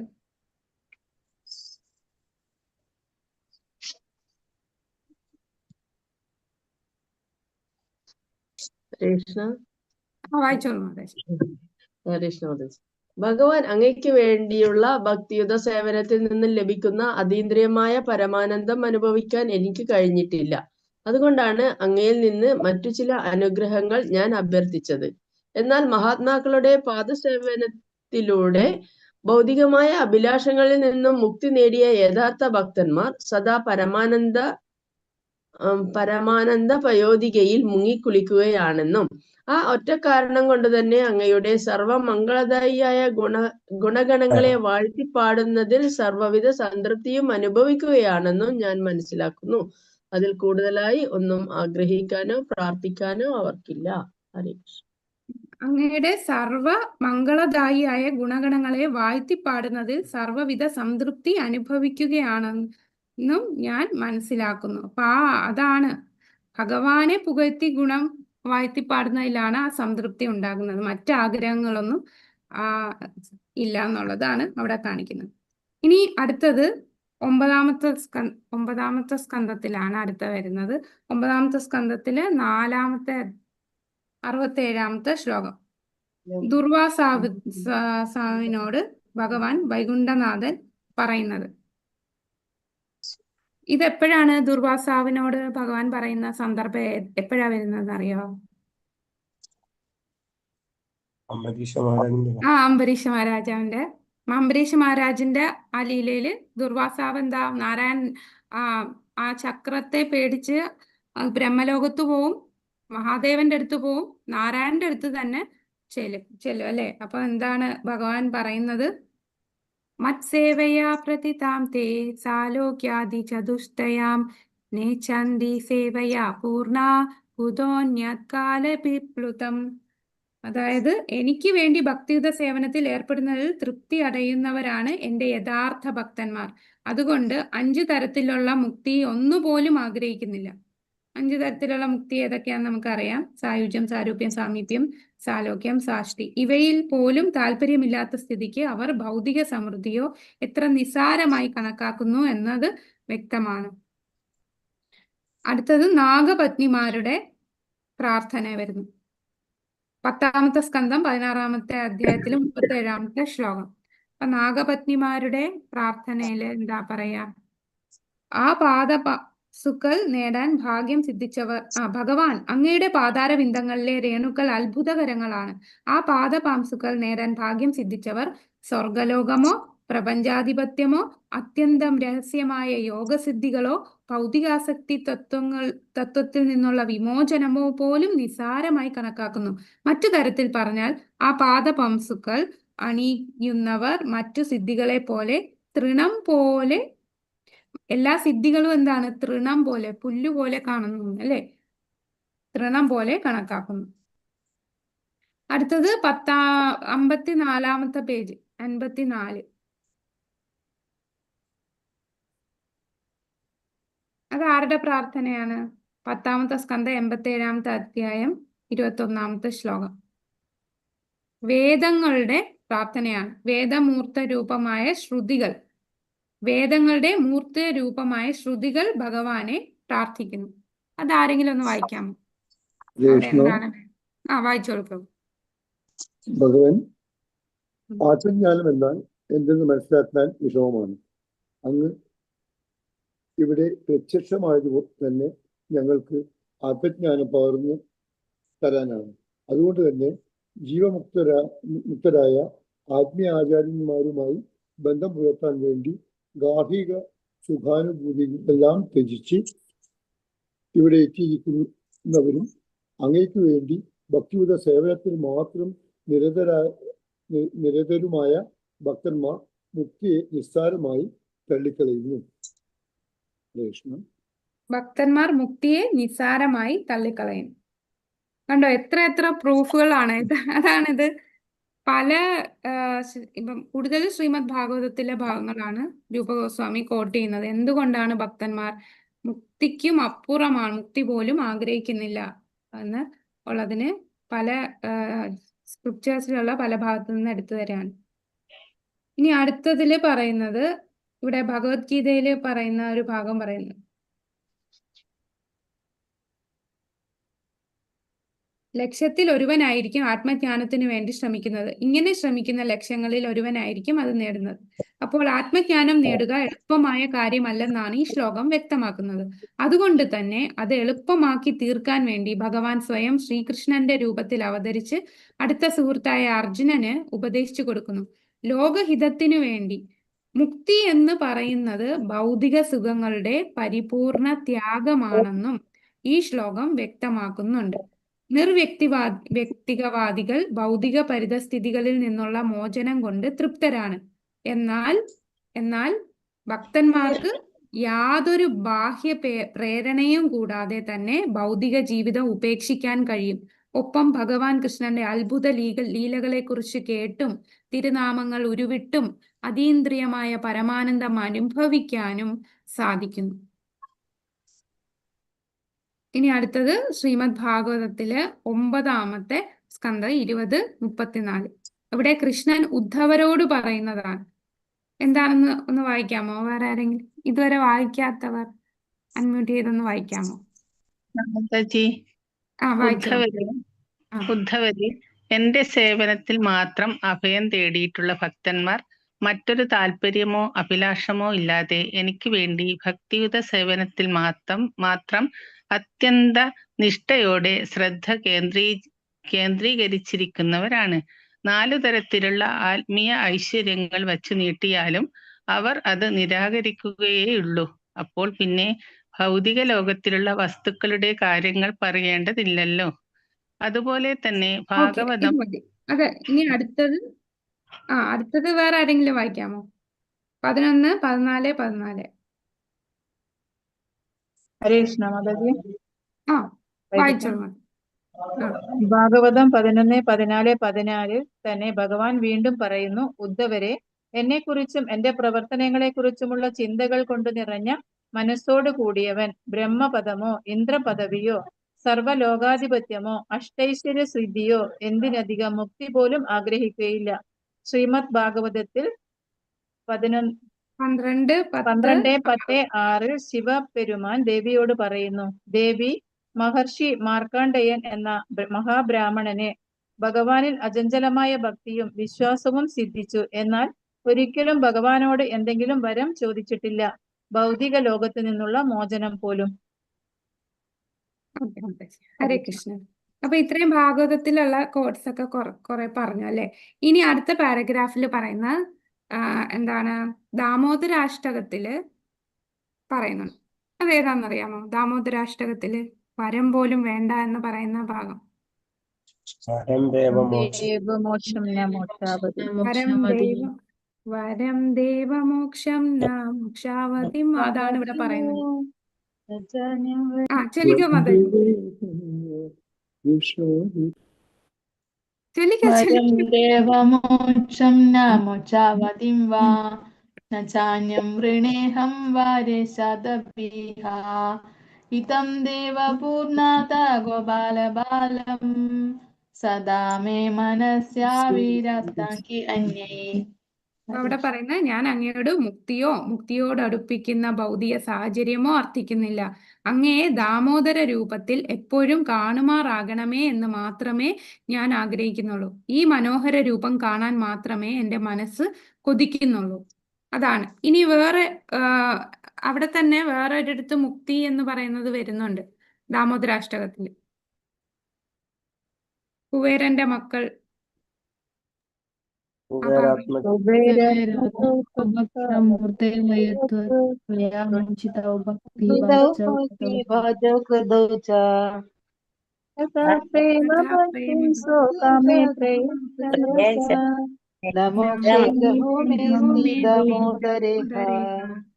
ഭഗവാനെ ദാമോദര. ഒരിക്കൽ നന്ദ മഹാരാജൻ ഗ്രഹത്തിൽ കഴിയുമ്പോൾ കുസൃതി കുരുനായ അങ്ങ് തൈർക്കുടം തച്ചുടച്ചു. അതിന്റെ പേരിൽ കുറ്റവാളിയായ അങ്ങയെ യശോദ ഉരലിൽ കെട്ടിയിട്ടു. ആ ഘട്ടത്തിൽ ശാപം മൂലം വൃക്ഷരൂപത്തിൽ നിന്നിരുന്ന കുബേരപുത്രന്മാരായ നളകുബേരനും മണിഗ്രീവനും അങ്ങ് മോക്ഷം കൊടുത്തു. കാരുണ്യവാനായ അവിടുന്ന് എനിക്ക് മോക്ഷം നൽകണമേ എന്നാണ് എൻ്റെ ഒരു പ്രാർത്ഥന. ഇതെല്ലാം പിന്നെ ദാമോദര ലീല, അതാണ് അടുത്ത പാരഗ്രാഫിൽ പറയുന്നത് കേട്ടോ. കുബേരന്റെ 2 മക്കൾ, അവർക്ക് നാരദ മഹർഷി ശാപം കൊടുക്കുന്നതും ആ ഭാഗങ്ങളാണ് ഇവിടെ പറയുന്നത്. പിന്നെ അടുത്ത 57-ാമത്തെ പേജില് ഹയശീർഷ പഞ്ചരാത്രത്തിൽ പറയുന്നത്. അതൊന്ന് വായിക്കാമോ വേറെ ആരെങ്കിലും? ഇതുവരെ വായിക്കാത്തവര് വായിക്കണേ. ഇതുവരെ വായിച്ചോളൂ മാതാജി. ഹയശീർഷ പഞ്ചരാത്രത്തിൽ ഇങ്ങനെ പറയുന്നു: ഭഗവാനെ പരമപുരുഷ, എന്റെ ധാർമ്മിക ജീവിതത്തിന് പകരമായി ഒരനുഗ്രഹവും ഞാൻ ആഗ്രഹിക്കുന്നില്ല. സാമ്പത്തിക ലാഭമോ ഐന്ദ്രിയ സംതൃപ്തിയോ മുക്തിയോ ഒന്നും എനിക്ക് വേണ്ട. അവിടുത്തെ പാതാരബിന്ദങ്ങളുടെ നിത്യസേവകനായി തീരണമേ എന്നാണ് പ്രാർത്ഥനയുള്ളൂ. ഇതിന് അവിടുന്ന് കനിയണമേ. ഓക്കെ. അടുത്തത് നേരത്തെ ആരോ പ്രേമാഞ്ജന മാതാജി അടുത്ത പാരഗ്രാഫ് വായിച്ചോളൂ. അടുത്ത പാരഗ്രാഫ് മാതാജി. സർവ്വവിധമുള്ള വരങ്ങളും സർവ്വവിധമുള്ള വരങ്ങളും നൽകാൻ നരസിംഹമൂർത്തി തയ്യാറായപ്പോൾ ഭഗവാന്റെ നിത്യഭക്തനായി തീർന്നാൽ മാത്രം മതിയെന്ന് പ്രഹ്ലാദൻ പറയുന്നതായി ഇതേ ഹയശീർഷ പഞ്ചരാത്രത്തിലുണ്ട്. ഈ അവസരത്തിൽ ശ്രീരാമന്റെ നിത്യദാസനായ ശ്രീ ഹനുമാനെയാണ് പ്രഹ്ലാദൻ മാതൃകയാക്കുന്നത്. ശ്രീ ഹനുമാൻ ഒരിക്കലും ഒന്നും ശ്രീരാമനോട് ആവശ്യപ്പെട്ടിട്ടല്ലോ. സദാ ശ്രീരാമ സേവയിൽ മുഴുക മാത്രമാണ് അദ്ദേഹം ചെയ്തത്. ഈ ശ്രേഷ്ഠമായ സ്വഭാവമാണ് ഭക്തജനങ്ങൾക്ക് ഹനുമാനെ ആരാധ്യനാക്കി തീർത്തത്. പ്രഹ്ലാദ മഹാരാജാവും ശ്രീ ഹനുമാനെ ഭക്തിപൂർവ്വം വണങ്ങുന്നുണ്ട്. ഭഗവാനെ അങ്ങ് തീരുമാനിച്ചാൽ എനിക്ക് ഭൗതികാസക്തിത്വത്തിൽ നിന്നും മോചനം ലഭിക്കും. വേണമെങ്കിൽ സായുജ്യവും കിട്ടും. എന്നാൽ എനിക്കിതൊന്നും വേണ്ട. മോക്ഷലബ്ധിക്ക് ശേഷവും അങ്ങയുടെ നിത്യദാസൻ എന്ന നിലയ്ക്കുള്ള നാം തമ്മിലുള്ള ബന്ധത്തിന്റെ ശക്തി കുറക്കുന്ന യാതൊന്നും എനിക്ക് ആവശ്യമില്ല എന്നർത്ഥം വരുന്ന ഹനുമാന്റെ വാക്യം പ്രസിദ്ധമാണ്. ഹരേ കൃഷ്ണ. ഹരേ കൃഷ്ണ. അപ്പൊ ഇവിടെ ഹയശീർഷ പഞ്ചരാത്രത്തിൽ നിന്നും അവിടുന്നും എടുത്ത് പറയുന്നുണ്ട്. രൂപഗോസ്വാമി അവിടുന്ന് എടുത്ത് റെഫറൻസ് എടുക്കാൻ. പിന്നെ അടുത്ത പാരഗ്രാഫിൽ നാരദ പഞ്ചരാത്രത്തിലെ കാര്യം പറയാം. നാരദ പഞ്ചരാത്രത്തില് പറയുന്നു: ഭഗവാനെ, മതപരമായ വ്രതാനുഷ്ഠാനങ്ങൾ നടത്തുന്നത് കൊണ്ട് എന്തെങ്കിലും പൂർണ്ണതയോ സാമ്പത്തിക ലാഭമോ ഐന്ദ്രിക സുഖഭോഗങ്ങളോ മുക്തിയോ അതുപോലുള്ള മറ്റെന്തെങ്കിലുമോ കിട്ടണമെന്ന് ഞാൻ ആഗ്രഹിക്കുന്നില്ല. അങ്ങയുടെ പാദങ്ങളിൽ അഭയം നൽകണമേ എന്ന് മാത്രമാണ് എൻ്റെ പ്രാർത്ഥന. സാലോക്യ സാരൂപ്യപാതി ഒരു തരം മോക്ഷവും എനിക്ക് വേണ്ട. സദാ അങ്ങയുടെ സ്നേഹസേവനത്തിൽ കഴിയാൻ അനുവദിച്ചരുളേണമേ എന്ന് മാത്രമേ അപേക്ഷയുള്ളൂ. അടുത്തത് പരിശുദ്ധ മഹാരാജാവ് ശുകദേവ ഗോസ്വാമിയോട് ചോദിക്കുന്നതാണ്. എന്താണ് അതാണ് ഈ ശ്ലോകം 6.14.5. മുക്താനാമപി സിദ്ധാനാം നാരായണ പരായണ സുദുർലഭ പ്രശാന്താത്മാ കോടീഷു അപി മഹാമുനെ. അപ്പൊ ഇത് ഈ ചോദ്യം ചോദിക്കുന്ന എപ്പോഴാന്ന് വെച്ചാല് നമ്മളുടെ വൃത്രാസുരൻ അല്ലെ, ആദ്യം വൃത്രാസുരൻ ഇന്ദ്രനുമായിട്ടുള്ള ആ യുദ്ധത്തില് വൃത്രാസുരൻ കൊല്ലപ്പെടുമ്പോ വൃത്രാസുരൻ ആ വലിയ പരമഭക്തന്റെ ഭാവമൊക്കെ കാണിക്കുന്നു. അപ്പൊ അതിൽ അതിശയിച്ച് പരിശുദ്ധ മഹാരാജാവ് ശുകദേവ് ഗോസ്വാമിയോട് പറയുന്നതാണ്, മഹാബ്രാഹ്മണ, വൃത്രാസുരൻ മഹാപാപിയായിരുന്നു എന്ന് കേട്ടിട്ടുണ്ട്. കാമവും അജ്ഞാനവും നിറഞ്ഞതായിരുന്നു അയാളുടെ മനോഭാവം. പിന്നെ എങ്ങനെയാണ് അയാൾ ഭഗവാൻ നാരായണന് വേണ്ടി ഭക്തിയുത സേവനം നടത്തുക എന്ന സമ്പൂർണ്ണ ഘട്ടം വരെ എത്തിയത്? കഠിനമായ തപോനുഷ്ഠാനങ്ങൾ നടത്തിയ മഹാത്മാക്കൾക്കും ജ്ഞാനം കൊണ്ട് മുക്തി നേടിയവർക്ക് പോലും ഭഗവത് ഭക്തനാകുന്നതിന് കഠിനാധ്വാനം ചെയ്യേണ്ടി വരുന്നു എന്ന് ഞാൻ കേട്ടിട്ടുണ്ട്. എന്നാൽ അങ്ങനെയുള്ള ആളുകൾ കുറവാണെന്നും ഞാൻ അറിയുന്നു. വൃത്രാസുരൻ അത്തരത്തിലൊരു ഭക്തനായി തീർന്നത് എന്നിൽ അത്ഭുതമുളവാക്കുന്നു. പിന്നീടാണ് വൃത്രാസുരൻ ആരായിരുന്നു അല്ലെ, കഴിഞ്ഞ ജന്മ ചിത്രകേതു മഹാരാജാവാണ് വൃത്രാസുരനായത് എന്നുള്ളത് പിന്നെ പറയുന്നു. അപ്പൊ അതാ മുക്താനാം അഭിസിദ്ധാനാം. ഇതും നമുക്ക് കാണാതെ പഠിക്കേണ്ട ഒരു നല്ല ഇടയ്ക്ക് കോട്ട് ചെയ്യാൻ പറ്റുന്ന ഒരു ശ്ലോകമാണ്. മുക്താനാം അഭിസിദ്ധാനാം നാരായണ പരായണ സുദുർലഭ പ്രശാന്താത്മാ കോടീഷു അപി മഹാമുനി. ഇനി അടുത്തത്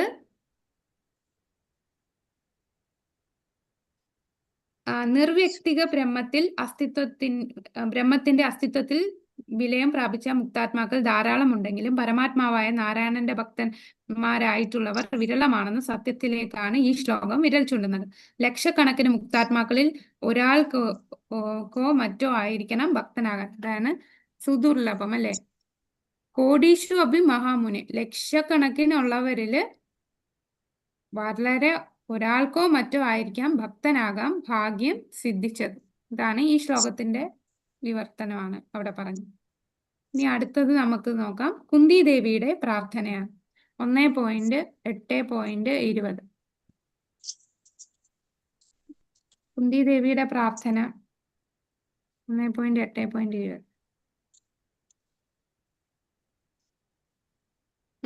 ഈ ശ്ലോകം എന്ന് ചൊല്ലാം. പരമഹംസാനാന്നില്ല. തഥാ പരമഹംസ തഥാ പരമഹംസാന മുനീനാം അമനാത്മന ഭക്തിയോഗ വിധാനാത്മം കഥം പശ്യേമഹി സ്ത്രീയ. അതെ. അപ്പൊ അവിടെ എന്താണ് പറയുന്നത്? അതാര് വായിക്കും? വേറെ ആരെങ്കിലും ഒന്ന് വായിക്കാമോ? ഇതുവരെ വായിക്കാത്തവര് അൺമ്യൂട്ട് ചെയ്ത് വായിക്കണേ.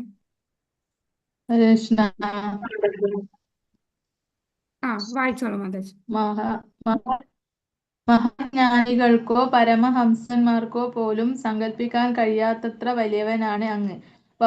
ഭൗതികാസ്തിത്വത്തിന്റെ പുനരാവർത്തനത്തിന് അപ്പുറം നിൽക്കുന്ന ഇത്തരം മഹർഷിമാർക്ക് പോലും മനസ്സിലാക്കാൻ കഴിയാത്ത അങ്ങയുടെ മഹിമാതിരേകത്തെ എന്നെപ്പോലെയുള്ള താരതമ്യേന ബുദ്ധി കുറഞ്ഞ സ്ത്രീകൾക്ക് എങ്ങനെ അറിയാൻ കഴിയും?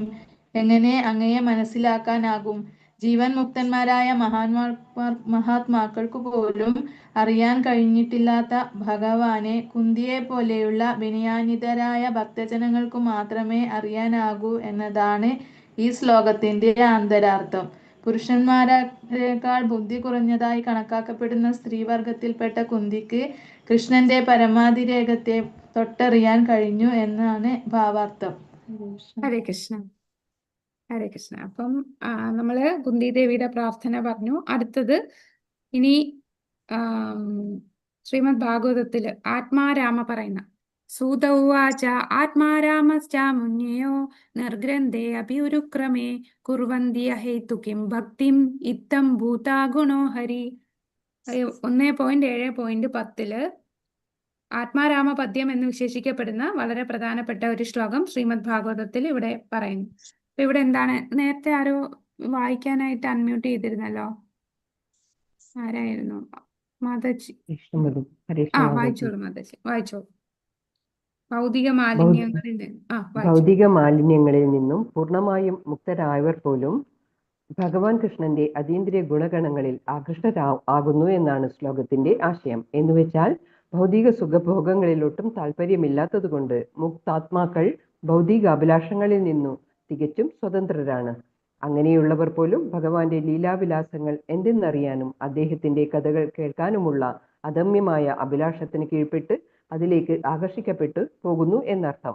ഭഗവാന്റെ മഹിമാനങ്ങളും ലീലാവിലാസങ്ങളും ഭൗതിക കാര്യങ്ങളല്ലെന്നാണ് ഇതിലൂടെ നാം എത്തിച്ചേരുന്ന നിഗമനം. അല്ലെങ്കിൽ പിന്നെ എങ്ങനെയാണ് ആത്മാരാമന്മാർ എന്നറിയപ്പെടുന്ന മുക്താത്മാക്കൾ ഈ ലീലാവിലാസങ്ങളിലേക്ക് ആകർഷിക്കപ്പെടുന്നത്? ഇതാണ് ഈ ശ്ലോകത്തിന്റെ കാതലായ ഭാഗം.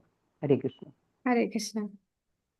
അപ്പൊ ഇത്രയും പ്രൂഫ് തന്നിട്ട് ഇനി നമുക്ക് രൂപഗോസ്വാമി പറഞ്ഞു തരുന്നത് എന്താണ്, ഒരു ഭക്തൻ ഒരിക്കലും ഒരു തലത്തിലുള്ള മുക്തിക്ക് വേണ്ടിയും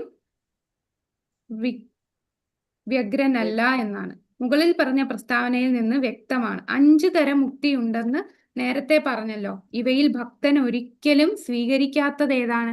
5 ഒട്ടും സ്വീകരിക്കാത്ത ഏതാണ്? സായുജ്യ മുക്തിയാണ് അല്ലെ. മറ്റു 4 ഭക്തന്മാർ ആഗ്രഹിക്കുന്നില്ലെങ്കിൽ പോലും ഭക്തി സങ്കല്പത്തിന് വിരുദ്ധമല്ല. കാരണം അവിടെ ഭഗവാന്റെ രൂപമുണ്ട്, ഭഗവാന്റെ സേവനമുണ്ട്, ഭഗവാന്റെ കീർത്തനങ്ങളൊക്കെ മറ്റു 4 മുക്തിയിലും ഉണ്ട്. പക്ഷെ സായുജ്യത്തിലാണ് അത് ഒട്ടും ഇല്ലാത്തത്. അതുകൊണ്ട് ഭക്തന്മാർ ഒട്ടും സ്വീകരിക്കാത്ത ഒന്നാണ് സായുജ്യം. ഇപ്പൊ പറഞ്ഞ ഈ 4 തരം മുക്തിക്കും ലഭിച്ച മുക്താത്മാക്കളിൽ ചിലർ, അതാണ് പറയുന്നത്, ഈ വൈകുണ്ഠത്തിൽ ആണല്ലോ ഈ 4 മുക്തി വരുന്നത്. അപ്പൊ ആ മുക്തി ലഭിച്ചവർ പോലും എന്താഗ്രഹിക്കുന്നു? ഭക്തി ആത്മീയ ലോകത്തിലെ ഗോലോക വൃന്ദാവനത്തിലേക്ക് ഉയരാനായിട്ട് അവർക്ക് ആഗ്രഹിക്കുന്നു. കൃഷ്ണപ്രേമത്തിലൂടെ അവിടേക്ക് പോകാൻ ആഗ്രഹിക്കുന്നു. അതായത് വൈകുണ്ഠ ലോകത്തിലെത്തി 4 തരം മുക്തിയും കൈവരിച്ചവർ പോലും കൃഷ്ണപ്രേമത്തിന്റെ ഫലമായി കൃഷ്ണലോകത്തിലേക്ക് ഉയർത്തപ്പെടുന്നു. അപ്പൊ അവർക്ക് പ്രൊമോഷൻ കിട്ടും അല്ലെ, വൈകുണ്ഠത്തിൽ നിന്ന് മുകളിലോട്ട് പോകാനായിട്ട് ഉള്ള അവസരം കിട്ടും. അപ്പൊ ഏറ്റവും ഫസ്റ്റ് ക്ലാസ് ഡിവോട്ടി എന്ന് പറയുന്ന ആരാണ്? രൂപഗോസ്വാമി നമുക്ക് പറഞ്ഞു. നമ്മളെല്ലാം രൂപാനുഗാസ് ആണല്ലേ, രൂപഗോസ്വാമിയുടെ ആ കാൽപാദം പിന്തുടരുന്നവരാണ്. അപ്പൊ രൂപഗോസ്വാമി പറയുന്നു ഏറ്റവും ഉയർന്ന ഭക്തൻ എന്ന് പറയുന്നത്, അപ്പൊ കൃഷ്ണൻ തന്നെ പല തലത്തില് ഉള്ള കൃഷ്ണനുണ്ട്. വൈകുണ്ഠത്തിലുള്ള കൃഷ്ണനുണ്ട്, വൈകുണ്ഠത്തില് ഭഗവാൻ നാരായണനുണ്ട്, പിന്നെ ഭഗവാന്റെ തന്നെ ഭൗതിക ലോകത്ത് വിഷ്ണു അവതാരങ്ങളുണ്ട്. വിഷ്ണു ആയിട്ട് ഭഗവാൻ വരുന്നു അല്ലെ, കാരണോദകശായി, ഗർഭോദകശായി, ക്ഷീരോദകശായി, അതൊക്കെ ഭൗതിക ലോകത്താണ്. ആത്മീയ ലോകത്ത് വരുമ്പോ നാരായണനുണ്ട്, പിന്നെ അതിനുപരിയായിട്ട് ദ്വാരകാ കൃഷ്ണനുണ്ട്, മധുര കൃഷ്ണനുണ്ട്, ജഗന്നാഥ് ഉണ്ട്, പിന്നെ ഏറ്റവും ഉയർന്ന അടുത്ത് എന്താണ്, ഗോലോക വൃന്ദാവനത്തിലെ കൃഷ്ണനുണ്ട്. ഇതിൽ ഏത് കൃഷ്ണനെയാണ് ഭഗവാന്റെ വൃന്ദാവന ലീല ആസ്വദിക്കുന്ന അതാണ് ഒറിജിനൽ കൃഷ്ണൻ അല്ലെ. ഒറിജിനൽ ശരിക്കും ഭഗവാന്റെ വൃന്ദാവന ലീല ആസ്വദിക്കുന്ന ഭക്തന്മാർ. അതാണ് ആ 2 കൈകളുള്ള ഓടക്കുഴൽ ഏന്തിയിരിക്കുന്ന വൃന്ദാവനത്തിലെ കൃഷ്ണനാണ് ഒറിജിനൽ കൃഷ്ണൻ. ആ കൃഷ്ണനിൽ നിന്നാണ് ബാക്കി എല്ലാ കൃഷ്ണന്മാരായിട്ട് വരുന്നത്. ഫസ്റ്റ് കൃഷ്ണൻ എന്ന് പറയുന്നത് നമ്മളുടെ വൃന്ദാവനത്തിലെ കൃഷ്ണൻ എന്നാണ്. അപ്പോ വൈകുണ്ഠത്തിൽ എന്ന് പറയുമ്പോൾ ഭഗവാൻ ഐശ്വര്യഭാവമാണ്. ഭക്തൻ ഐശ്വര്യങ്ങളിലൊന്നും താല്പര്യമില്ല, ഐശ്വര്യം ആഗ്രഹിക്കുന്നില്ല. വൈകുണ്ഠം കൂടാതെ മധുര, ദ്വാരക എന്ന് പറയുമ്പോൾ ഭഗവാൻ അവിടെ രാജാവാണ്. അപ്പൊ ആ ഐശ്വര്യങ്ങളെല്ലാം കാണും. ഐശ്വര്യം പോലും ഭക്തന്മാര് ആഗ്രഹിക്കുന്നില്ല. അപ്പൊ ആ ഒരു ഉയർന്ന ഭക്തൻ, ഉത്തമ ഭക്തൻ എന്ന് പറയുന്നത് വൃന്ദാവനത്തിലുള്ള കൃഷ്ണനെ ആരാധിക്കുന്നതാണ്. അദ്ദേഹം ഒരിക്കലും വൈകുണ്ഠത്തിലെയോ ദ്വാരകയിലെയോ ഐശ്വര്യത്തെ ആഗ്രഹിക്കുന്നില്ല. അപ്പൊ ആ ഭഗവാന്റെ ലീല, ഗോകുലത്തിലെ വൃന്ദാവനത്തിലെ ലീലകൾ ആസ്വദിക്കുന്ന ഭക്തനാണ് ഏറ്റവും ടോപ്പ് മോസ്റ്റ് ആയിട്ട് പറയുന്നത്. അപ്പൊ അതിന് റീസൺ ഉണ്ട്, 2 റീസൺ ഉണ്ട് എന്തുകൊണ്ടാണ് വൃന്ദാവനത്തിലെ കൃഷ്ണനാണ് ഏറ്റവും ഉയർന്നത് എന്ന് പറയുന്നത്, നാരായണനോ വിഷ്ണുവോ അല്ല എന്ന് പറയുന്നത്. അപ്പോ എന്താണ്, ഒന്ന് നമ്മൾ നേരത്തെ പറഞ്ഞു അല്ലെ, വൈകുണ്ഠത്തിലെയോ അല്ലെങ്കിൽ ദ്വാരകയിലെയോ മധുരയിലെയോ ഉള്ള ഭക്തന്മാർക്ക് ഞങ്ങൾക്കും അവിടെ പങ്കെടുക്കാൻ പറ്റിയിരുന്നെങ്കിൽ എന്ന് അവർ ആഗ്രഹിക്കുന്നു. വൈകുണ്ഠത്തിലുള്ളവർക്കും ഗോലോകത്ത് പോകാൻ ആഗ്രഹം തോന്നും. അത് ഉയർന്നതായതുകൊണ്ടല്ലേ ആഗ്രഹിച്ചത്. പക്ഷേ അവിടെ ഗോലോകത്തിലുള്ള ഒരു ഭക്തനും താഴോട്ട് വരാൻ ആഗ്രഹിക്കില്ല. അവർക്ക് ഈ ഐശ്വര്യവും ഒന്നും ആഗ്രഹമില്ല. അതാണ്. അപ്പോ അതിന് ഉദാഹരണമുണ്ട്. വൈകുണ്ഠത്തില് നാരായണന്റെ എന്താണ് വൃന്ദാവനത്തിൽ ഉള്ള ഭക്തന്മാർ ഒരിക്കലും താഴോട്ട് വരാൻ ആഗ്രഹിക്കുന്നില്ല എന്നുള്ളതിന് ഉദാഹരണം നമ്മുടെ ബൃഹത് ഭാഗവതാമൃതത്തില് സനാതന ഗോസ്വാമി എഴുതിയ ഒരു ഗോപകുമാരന്റെ കഥ കേട്ടിട്ടുണ്ടാവും അല്ലെ?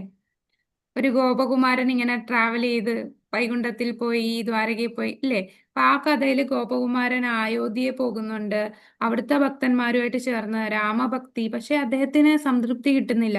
ദ്വാരകയിൽ പോവും, മധുരയിൽ പോവും. ദ്വാരകാവാസികൾ മധുര കൃഷ്ണനെയൊക്കെ ആരാധിക്കുമ്പോഴും അദ്ദേഹത്തിന് സംതൃപ്തി കിട്ടുന്നില്ല. അപ്പൊ നാരദനും ഉദ്ധവരും മനസ്സിലാവും ഈ ഗോപകുമാരന്റെ ഹൃദയത്തില് ആ വൃന്ദാവന കൃഷ്ണൻ, സാഖ്യരസത്തിലുള്ള ആ വൃന്ദാവന കൃഷ്ണനോടാണ് ആസക്തിയുള്ളത്. ആ കൃഷ്ണനെയാണ് ആഗ്രഹിക്കുന്നത്. മനസ്സും ഹൃദയവും എല്ലാം വൃന്ദാവന കൃഷ്ണന് വേണ്ടിയാണ് തെരഞ്ഞുകൊണ്ടിരിക്കുന്നത്. അപ്പോ ആ വൃന്ദാവന ധാമത്തിൽ പോകാതെ ഗോപകുമാരന് സംതൃപ്തി വരില്ല. അപ്പൊ ബൃഹത് ഭാഗവതത്തിൽ പറയുന്ന എന്താന്ന് വെച്ചാൽ ഈ ഗോപകുമാരനോട് നാരദനും ഉദ്ധവരും ഉപദേശിക്കും, നീ തിരിച്ച് ഭൂമിയിൽ പോയി ഒരു ഗുരുവിനെ സ്വീകരിക്കണം. ആത്മീയ ഗുരുവിനെ സ്വീകരിച്ച് വൃന്ദാവനത്തിലെ വ്രജഭക്തി പ്രാക്ടീസ് ചെയ്യണം. അങ്ങനെ പ്രാക്ടീസ് ചെയ്താൽ നിനക്ക് തിരിച്ച് വ്രജത്തിലേക്ക് പോകാം, ആ കൃഷ്ണന്റെ അടുത്ത് പോകാം. അപ്പൊ അതാണ് നമ്മളൊക്കെ എത്ര ഭാഗ്യമുള്ളവരാണല്ലേ. നമ്മൾ ആ രൂപാനുഗ ബ്രഹ്മമധ്വ ഗൗഡിയ വൈഷ്ണവ സമ്പ്രദായത്തിൽ വന്നതുകൊണ്ട് ആ ടോപ്പ് മോസ്റ്റ് ആയിട്ടുള്ള ആ ഭക്തിയാണ് നമ്മുടെ ആത്മീയ ഗുരുക്കന്മാര് പറഞ്ഞു തന്നിട്ടുള്ളത്. അതാണ് നമ്മൾ പ്രാക്ടീസ് ചെയ്യുന്നത്. ഇനി മറ്റൊരു ഉദാഹരണമുണ്ട്. അതായത് നമ്മുടെ ദ്വാരകയിൽ വെച്ചിട്ട് ഒരു നാടകം നടക്കുകയാണ്. അപ്പൊ നാടകത്തില് കൃഷ്ണൻ ഇങ്ങനെ ദ്വാരകാ കൃഷ്ണൻ ഒരു നാടകം കാണുവാണ്. അപ്പൊ നാടകം എന്ന് പറയുന്നത് കൃഷ്ണന്റെ വൃന്ദാവന ലീലയാണ്. അപ്പൊ അതില് ഒരു ഭക്തൻ വൃന്ദാവന കൃഷ്ണന്റെ വേഷമൊക്കെ ധരിച്ച് വൃന്ദാവന ലീല ഇങ്ങനെ അഭിനയിക്കുകയാണ്. അത് കണ്ട് ദ്വാരകാ കൃഷ്ണന് വൃന്ദാവന കൃഷ്ണനായിട്ട് അഭിനയിച്ച ആ വ്യക്തിയെ പോയി ഓടിച്ചെന്ന് കെട്ടിപ്പിടിക്കും. അപ്പൊ ഉദ്ധവര് ചോദിക്കും, അങ്ങ് എന്താണ് ഈ ചെയ്യുന്നത്? എന്തിനാ ഇങ്ങനെ കെട്ടിപ്പിടിക്കുന്നത്? അത് എനിക്ക് വൃന്ദാവനത്തിലെ കൃഷ്ണൻ, അതൊരു നടനല്ലേ, നായക നടനല്ലേ, പക്ഷെ എനിക്ക് ആ വൃന്ദാവനത്തെ കൃഷ്ണനോടാണ് ആകർഷണം. അതായത് ദ്വാരകയിൽ ഇരിക്കുമ്പോൾ പോലും കൃഷ്ണനെ അങ്ങ് ഒറിജിനൽ വൃന്ദാവനത്തിലോട്ട് പോകാനാണ് ആഗ്രഹിക്കുന്നത്. പക്ഷെ വൃന്ദാവന കൃഷ്ണന് ദ്വാരകയിൽ പോകാനായിട്ട് അല്ലെ മനസ്സോടെയാണ് അദ്ദേഹത്തിന് പോകേണ്ടി വന്നത്. അദ്ദേഹത്തിന് എപ്പോഴും വൃന്ദാവനത്തിലെ ആ ഐശ്വര്യങ്ങളില്ലാത്ത നിഷ്കളങ്കമായിട്ടുള്ള ആ പരമമായിട്ടുള്ള ഭക്തിയാണ് ഗോപിമാരുടെയും ഗോപന്മാരുടെയും അമ്മമാരുടെയും വാത്സല്യരസം, സാഖ്യരസം, ആ ഭക്തിയാണ് കൃഷ്ണൻ ആഗ്രഹിക്കുന്നത്. പിന്നീട് മറ്റൊരു ഘട്ടത്തില് നമ്മുടെ ചൈതന്യ ചരിതാമൃതത്തിൽ വരുന്നതാണ് ചൈതന്യ മഹാപ്രഭു വെങ്കടഭട്ട് എന്ന് പറയുന്ന ശ്രീ സമ്പ്രദായത്തിൽ വരുന്ന ഭക്തനാണ്. അപ്പൊ അദ്ദേഹത്തിനോട് ചൈതന്യ മഹാപ്രഭു ചോദിക്കും, വിഷ്ണു ആണ് ശ്രീ സമ്പ്രദായത്തിൽ വിഷ്ണു ആണ് ഉയർന്നത് അല്ലെ? അപ്പൊ വിഷ്ണു ആണ് ഉയർന്നതെങ്കിൽ എന്തുകൊണ്ടാണ് വിഷ്ണുവിന്റെ ഭാര്യ ലക്ഷ്മി ദേവി രാസലീലയിൽ ആകൃഷ്ടനാകുന്നത്? അപ്പം വെങ്കടഭട്ട് പറയും, കൃഷ്ണനും വിഷ്ണു എല്ലാം ഒന്നല്ലേ, വ്യത്യാസമില്ലല്ലോ. അപ്പം തീർച്ചയായിട്ടും കൃഷ്ണനാകുമ്പം ലക്ഷ്മിക്ക് അങ്ങോട്ട് പോകാലോ. പക്ഷേ അപ്പൊ ചൈതന്യ മഹാപ്രഭു തിരിച്ചു ചോദിക്കും, അങ്ങനാണെന്നുണ്ടെങ്കിൽ എന്തുകൊണ്ട് രാസലീലയിൽ ലക്ഷ്മിക്ക് പങ്കെടുക്കാൻ സാധിച്ചില്ല? അല്ലെ, ലക്ഷ്മി ദേവിയെ രാസലീലയിൽ കേറ്റില്ല. എന്തുകൊണ്ടാ കേറ്റാത്തത്? ലക്ഷ്മി ദേവിയിലുള്ള കുറവ് എന്തായിരുന്നു? ഐശ്വര്യമാണ് അവിടെ ലക്ഷ്മി ദേവിക്ക് പ്രവേശനം ലഭിക്കാഞ്ഞല്ലേ. അപ്പൊ ചൈതന്യ മഹാപ്രഭു ചോദിക്കുന്ന ചോദ്യമാണ്, എന്തുകൊണ്ട് ലക്ഷ്മി ദേവിയെ രാസലീലയിൽ പങ്കെടുക്കാൻ സാധിച്ചില്ല? അപ്പൊ വെങ്കടഭട്ട് പറയും, എനിക്ക് അറിയില്ല, അങ്ങയുടെ പാദങ്ങൾ വീഴാണ്. അപ്പൊ ചൈതന്യ മഹാപ്രഭു പറയും, ലക്ഷ്മി ദേവിക്കും തപശ്ചര്യകൾ ചെയ്യേണ്ടി വരുന്നു അല്ലെ, ഒരുപാട് തപശ്ചര്യ ചെയ്ത് പൂർണ്ണതയിലെത്തിയാൽ മാത്രമേ ആ രാസലീലയിൽ കയറാനുള്ള ആ ഭാഗ്യം ലഭിക്കുന്നുള്ളൂ. അതായത് അവിടുന്ന് ഇതെല്ലാം പ്രൂഫാണല്ലേ. എന്താണ് ഗോലോക വൃന്ദാവനമാണ് വൈകുണ്ഠത്തെക്കാൾ ഉയർന്നത്? അതിന് പല പല പ്രൂഫ് നമുക്ക് നമ്മളുടെ ആചാര്യന്മാര് തരുന്നതാണ്. പിന്നെ നമുക്ക് മറ്റൊരു കാര്യം അറിയാം, 64 ഗുണങ്ങൾ ഉണ്ടെന്ന് പറയത്തില്ലേ ഭഗവാന്? അതിൽ 4 ഗുണങ്ങൾ ഭഗവാൻ കൃഷ്ണന് മാത്രമേ ഉള്ളൂ, വൃന്ദാവന കൃഷ്ണന് മാത്രമേ ഉള്ളൂ. അത് ഏതൊക്കെയാണ്? വേണുമാധുര്യം, ലീലാമാധുര്യം, ഗുണമാധുര്യം, രൂപമാധുര്യം. വേണുമാധുരി എന്ന് പറഞ്ഞാൽ ഭഗവാന്റെ ഓടക്കുഴൽ അല്ലേ? ഓടക്കുഴല്. ആ ഓടക്കുഴലില് ഭഗവാൻ എന്ത് ചെയ്യും? ആ പല ഓടക്കുഴലുണ്ട്, അത് വിളിച്ചാണ് ഗോക്കളെ വിളിക്കുന്നത്. പശുക്കളെ വിളിക്കാൻ ഒരു ഓടക്കുഴലുണ്ട് അല്ലെ? പക്ഷെ നമ്മുടെ മധുര ദ്വാരക കൃഷ്ണന് ഓടക്കുഴല് വെച്ച് പശുക്കളെ വിളിക്കാൻ പറ്റില്ല, ഗോപിമാരെ വിളിക്കാൻ പറ്റില്ല. പക്ഷെ ഇവിടെ വേറെ ഓടക്കുഴലിലൂടെ ഗോപിമാരെ വിളിക്കാം. പിന്നെ രൂപമാധുരി അല്ലെ? ഭഗവാന്റെ ആ രൂപം, ആ ഗോപകുമാരന്റെ രൂപത്തിലുള്ള കൃഷ്ണൻ, തലയിൽ കിരീടവും വലിയ ആഭരണങ്ങളൊന്നും ഇല്ലാതെ വളരെ സിമ്പിൾ ആയിട്ട് കാട്ടിൽ നിന്നുള്ള പൂക്കൾ കൊണ്ടുണ്ടാക്കിയ ഹാരം അണിഞ്ഞ് പൂക്കൾ കൊണ്ട് തലയൊക്കെ ഡെക്കറേറ്റ് ചെയ്ത് തലയിൽ മയിലിപ്പൂലി വെച്ച് ഓടക്കുഴലായി നിൽക്കുന്ന ആ ത്രിഭംഗ രൂപത്തിൽ നിൽക്കുന്ന അല്ലേ? ഒന്ന് വളഞ്ഞ് ചരിഞ്ഞ് ഓടക്കുഴൽ വെച്ച് കാലൊക്കെ ഇങ്ങനെ ക്രോസ് ചെയ്ത് വെക്കുന്ന ആ രൂപമാധുരി. പിന്നെ പ്രേമമാധുരി ആ രാസലീലയില് ഗോപിമാരുമായിട്ടുള്ള പ്രേമം, ലീലാമാധുരി. അപ്പൊ ഇതെല്ലാം ഭഗവാന് കൃഷ്ണന് മാത്രമേ ഉള്ളൂ. അപ്പൊ ഇത് ഈ കൃഷ്ണനും വൈകുണ്ഠത്തിലുള്ള നാരായണനും തമ്മിലുള്ള ആ വ്യത്യാസമാണ്. അപ്പം നാരായണനേക്കാളും 4 സ്പെഷ്യൽ ക്വാളിറ്റി ഭഗവാൻ കൃഷ്ണനുണ്ട്. അപ്പൊ നമ്മൾ എല്ലാ പോയിന്റ്സും പറഞ്ഞു. ഇനി നമുക്ക് ഇവിടെ പറയുന്നത് എന്താ? 60ാമത്തെ പേജില് ഭക്തൻ ഒരിക്കലും ഒരു തരത്തിലുള്ള മുക്തി, അതാണ് ഇവിടെ പറഞ്ഞത്. നമ്മളെ ഈ സ്ലൈഡിലുള്ളത് ഈ പറയുന്ന ലാസ്റ്റ് ഭാഗങ്ങൾ മാത്രമേ ഉള്ളൂ. മുക്തിയുടെ ഈ 4 ഘട്ടങ്ങളും കൈവരിച്ച ചില മുക്തരായ വ്യക്തികൾ കൃഷ്ണനോട് വാത്സല്യം വളർത്തിയെടുക്കുകയും ആത്മീയ ലോകത്തിൽ ഗോലോക വൃന്ദാവനത്തിലേക്ക് സ്ഥാനക്കയറ്റം ചെയ്യുകയും ചെയ്യുന്നു. മറ്റു വിധത്തിൽ പറഞ്ഞാൽ ഇതിനകം വൈകുണ്ഠ ഗ്രഹത്തിലേക്ക് സ്ഥാനക്കയറ്റം ലഭിച്ചവരും 4 തരം മുക്തി കൈവശമുള്ളവരും ചിലപ്പോൾ കൃഷ്ണനോട് വാത്സല്യം വളർത്തിയെടുക്കുകയും ഭഗവത്ധാമത്തിൽ സ്ഥാനക്കയറ്റം നേടുകയും ചെയ്യും. പരമോന്നത ഭഗവാന്റെ പലതരം ഭക്തന്മാരിൽ ഭഗവാന്റെ യഥാർത്ഥ രൂപത്തിലേക്ക് ആകർഷിക്കപ്പെടുന്നവർ വൃന്ദാവനത്തിലെ കൃഷ്ണന്റെ മുൻനിര 1ാം ക്ലാസ് ഭക്തന്മാരായി കണക്കാക്കുന്നു. അപ്പൊ ഫസ്റ്റ് ക്ലാസ് ഭക്തർ എന്ന് പറയുന്ന വൃന്ദാവനത്തിലെ കൃഷ്ണനെ ആകർഷിക്കപ്പെടുന്ന ഭക്തന്മാരാണ്. അത്തരം ഒരു ഭക്തൻ ഒരിക്കലും വൈകുണ്ഠത്തിലേക്കോ ദ്വാരകയുടെയോ സമൃദ്ധിയാൽ ആകർഷിക്കപ്പെടുന്നില്ല. ഭഗവാൻ കൃഷ്ണൻ ഭരിച്ചിരുന്ന രാജകീയ നഗരം ഗോകുലത്തിലെ അല്ലെങ്കിൽ വൃന്ദാവനത്തിലെ ഭഗവാന്റെ വിനോദങ്ങളാൽ ആകർഷിക്കപ്പെടുന്ന ഭക്തർ ഏറ്റവും ഉയർന്ന ഭക്തരാണെന്നാണ് ശ്രീല രൂപ ഗോസ്വാമിയുടെ നിഗമനം.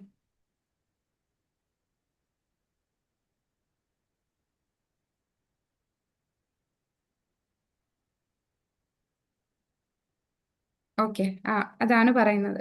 61ാമത്തെ പേജില് ഉത്തമ ഭക്തരായിട്ട് ആ പേജിൽ പറയുന്ന പാരഗ്രാഫ് ഇതാണ്. അവരിൽ വൃന്ദാവനത്തിലെ സാക്ഷാൽ കൃഷ്ണനിലേക്ക് ആകർഷിക്കപ്പെടുന്നവരാണ് ഉത്തമ ഭക്തരായി കണക്കാക്കുന്നത്. അത്തരം ഭക്തന്മാർ ഒരിക്കലും വൈകുണ്ഠത്തിലേക്കോ ദ്വാരകയിലേക്കോ ഉള്ള സമൃദ്ധി ആകർഷിക്കുന്നില്ല. ഇനി അടുത്ത ലാസ്റ്റ് പാരഗ്രാഫിലെ അവിടെ നമ്മളൊരു എക്സെപ്ഷണൽ കേസ് പറയാണ്. അതാരാന്ന് അറിയോ? ഏറ്റവും ഉയർന്ന ഭക്തി എന്ന് പറയുന്ന കൃഷ്ണനോടുള്ള ഭക്തിയാന്ന് പറഞ്ഞു. വൈകുണ്ഠവാസികൾ പോലും അങ്ങോട്ട് പോകാൻ ആഗ്രഹിക്കുന്നു. നമ്മള് ഹനുമാൻജിയോട് പറയുകയാണ് കൃഷ്ണന്റെ ഭക്തി ഗോലോക വൃന്ദാവനത്തിലെ കൃഷ്ണനാണെന്ന് പറഞ്ഞാൽ അദ്ദേഹത്തിന് അത് അക്സെപ്റ്റ് ചെയ്യാൻ പറ്റുമോ? ഹനുമാന്റെ അടുത്ത് പറഞ്ഞാൽ അദ്ദേഹത്തിന്റെ ഹൃദയം മൊത്തം ആരാണ്? ശ്രീരാമനാണ് അല്ലേ? അതാണ് ആ ലാസ്റ്റ് പാരഗ്രാഫിൽ പറയുന്നത്. ശ്രീരാമനാണ് അല്ലെ? ഭഗവാന്റെ ഏതെങ്കിലും ഒരു നിശ്ചിത രൂപത്തിൽ ആകർഷിക്കപ്പെടുന്ന ഭക്തൻ ഭഗവാനെ മറ്റൊരു രൂപത്തിൽ കാണാൻ താല്പര്യം കാണിക്കില്ല. ഉദാഹരണമായി ശ്രീരാമ ഭക്തനായ ശ്രീ ഹനുമാൻ അറിയാം ശ്രീരാമനും ഭഗവാൻ നാരായണനും ഒന്ന് തന്നെയാണെന്ന്. എന്നിരുന്നാലും ശ്രീരാമനെ മാത്രം സേവിക്കാനാണ് ഹനുമാൻ ഇഷ്ടം.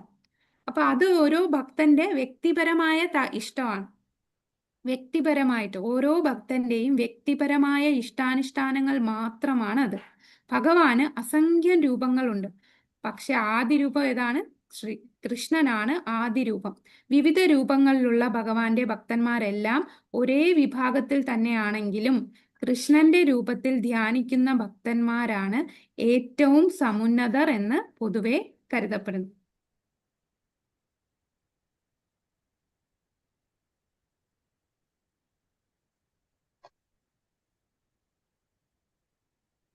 ഹരേ കൃഷ്ണ. അപ്പൊ ഇതാണ് നമ്മളുടെ 4ാമത്തെ അധ്യായം. 4ാമത്തെ അധ്യായത്തിൽ നിന്ന് നമുക്ക് മനസ്സിലായല്ലേ ഏതാണ് ഏറ്റവും ഉയർന്ന ഫസ്റ്റ് ക്ലാസ് ഡിവോട്ടീസ് എന്ന് പറയുന്ന ആരുടെ ഭക്തരായിരിക്കും? വൃന്ദാവന കൃഷ്ണന്റെ ഭക്തരായിരിക്കും. അതിന് പല കാര്യങ്ങളും പറഞ്ഞു അല്ലെ. എന്തുകൊണ്ടാണ് ഗോലോക വൃന്ദാവനമാണ് ഏറ്റവും ഉയർന്നതെന്ന് പറയാൻ? അവിടെ ഉള്ള ഭക്തർ ഒരിക്കലും താഴോട്ട് വരാൻ ആഗ്രഹിക്കുന്നില്ല. പക്ഷെ ഈ നാരായണന്റെ ഭക്തന്മാരും അല്ലെ വിഷ്ണുവിനെ ആരാധിക്കുന്നവർ പോലും വൃന്ദാവനത്തിൽ പോകാൻ ആഗ്രഹിക്കുന്നു. പിന്നെ ഭഗവാന്റെ ഗുണങ്ങൾ 4 എക്സ്ട്രാ ഗുണങ്ങൾ വിഷ്ണുവിനേക്കാളും കൃഷ്ണനുണ്ട്.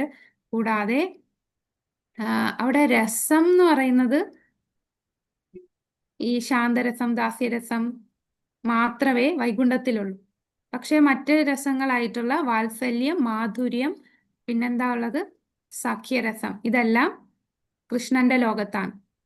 അപ്പൊ ദ്വാരകയിലും ഈ രസമുണ്ട്, വൃന്ദാവനത്തിലും ഈ പറയുന്ന രസമുണ്ട്. എന്നാലും വൃന്ദാവനം എന്താണ് കുറച്ചുകൂടെ ഉയർന്നതായിട്ട് പറയുന്നത്? ദ്വാരകയിൽ പറയുന്ന ഈ രസം എല്ലാം ഐശ്വര്യം മിക്സ് ചെയ്തതാണ്. അവിടെ ഐശ്വര്യഭാവത്തിലാണ് ഭഗവാൻ. അപ്പം ആ ഒരു ഐശ്വര്യമാണ് അവിടുത്തെ കുറവ്. ഭൗതികവാദികൾക്ക് ഐശ്വര്യമാണ് വേണ്ടതെന്ന് പറയല്ലേ. പക്ഷെ ശുദ്ധ ഭക്തി എന്ന് പറയുമ്പോൾ ആ ഐശ്വര്യം പോലും ആഗ്രഹിക്കുന്നില്ല. അതാണ് ഗോലോക വൃന്ദാവനം എന്ന് പറഞ്ഞാൽ. ഗോലോക വൃന്ദാവനത്തില് ഐശ്വര്യങ്ങളൊന്നും ഇല്ല എന്നല്ല. അവിടെ ചിന്താമണി ധാമല്ലേ, പല രത്നങ്ങളൊക്കെ കൊണ്ടാണ് ഇരിക്കുന്നത്. അവിടുത്തെ ഗോപകുമാരന്മാരുടെ കയ്യിലിരിക്കുന്ന വടി തന്നെ പല രത്നങ്ങൾ പതിച്ചതാണ്. പക്ഷെ അവരതൊന്നും ശ്രദ്ധിക്കാറില്ല. അവർക്ക് അതൊന്നും താല്പര്യമില്ല. അവർക്ക് അതിലുപരി ഭഗവാനോടുള്ള ആ സ്നേഹമാണ്, ആ ഭക്തിയാണ്. പക്ഷേ ദ്വാരക മധുരയിലൊക്കെ വരുമ്പോൾ അവിടെ ഒരു ഐശ്വര്യം അവർ ആഗ്രഹിക്കുന്നുണ്ട്. അവർ ആ ഐശ്വര്യം എൻജോയ് ചെയ്യുന്നുണ്ട്. പക്ഷെ ഗോലോക വൃന്ദാവനത്തിലെ ഭക്തർ ആ ഐശ്വര്യത്തെ മൈൻഡ് പോലും ചെയ്യുന്നില്ല. അവർ ആ ഒരു തരി പോലും അവർ അതൊന്നും ആഗ്രഹിക്കുന്നില്ല.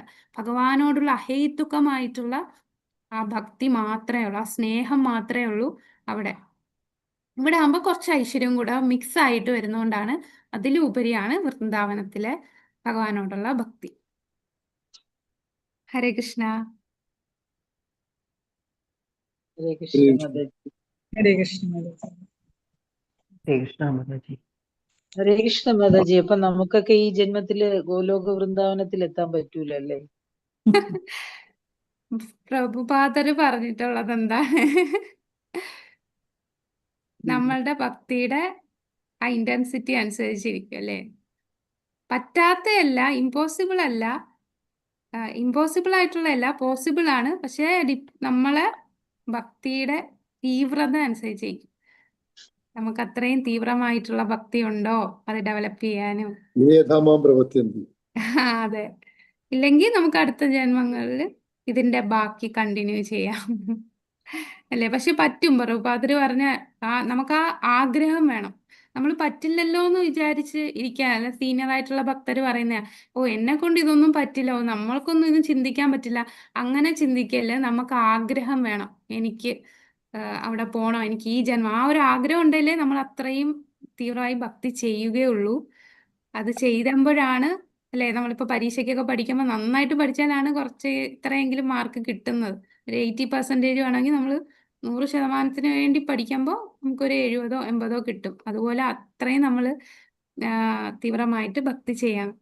ആ ഒരു ഭക്തി വരാനായിട്ട് നമുക്ക് ഭക്തരുടെ സേവ, ഭഗവാനോട് പ്രാർത്ഥിക്കണം. നമ്മളുടെ പ്രശ്നം എന്താന്ന് വെച്ചാൽ നമ്മൾ പുറമേ ഉള്ള കാര്യങ്ങളൊക്കെ ഫാസ്റ്റ് ആയിട്ട് പോകും അല്ലേ. നമ്മളുടെ കണ്ടിമാലയിടും, നിയമങ്ങളൊക്കെ പാലിക്കും, 16 മാല അതൊക്കെ ജപിക്കും. പക്ഷെ നമ്മളുടെ ഉള്ളിലുള്ള ശത്രുക്കളുണ്ടല്ലോ, അതാരൊക്കെയാ? നമ്മളുടെ ഹൃദയത്തില് കുറെ എനിമീസ്.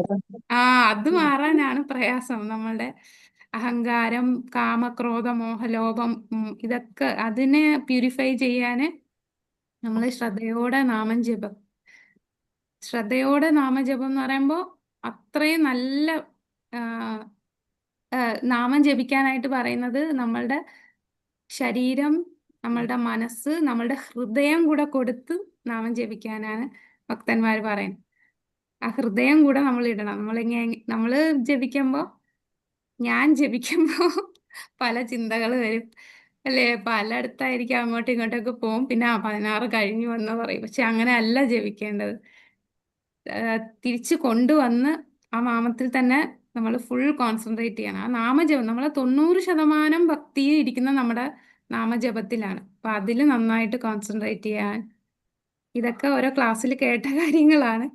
അപ്പോൾ അതുപോലെ നമുക്ക് സീനിയർ ആയിട്ടുള്ള ഈ റിയലൈസ്ഡ് ആയിട്ടുള്ള ആൾക്കാർ, ഭക്തരുണ്ടല്ലോ, ഈ ആത്മസാക്ഷാത്കാരം കിട്ടിയ ആചാര്യന്മാരും ഉയർന്ന പ്രഭുപാദരുടെ ഡിസൈപ്പിൾസ് ഒക്കെ ഇപ്പോഴും ഉണ്ടല്ലോ. അവരുടെ ക്ലാസ് കേൾക്കുമ്പോൾ നമുക്ക് മനസ്സിലാവും എങ്ങനെ നമുക്ക് ആ തലത്തിലേക്ക് വരാം. അവർ പ്രാക്ടിക്കലായിട്ട് പല കാര്യങ്ങളും പറഞ്ഞു തരും. അപ്പൊ അതുപോലൊക്കെ ചെയ്താൽ തീർച്ചയായിട്ടും എത്തുമെന്ന് ആ ഭക്തരുടെ വാക്കുകളാണ്. അപ്പം നമുക്ക് ശ്രമിക്കാം, നമുക്ക് ആഗ്രഹിക്കാം മാതാജി. ഹരേ കൃഷ്ണ. നമ്മുടെ ഗുരുവിന്റെ കാരുണ്യം അല്ലേ. ഹരേ കൃഷ്ണ. മൈൻഡ് ഭയങ്കര പ്രശ്നമാണ് മാതാജി.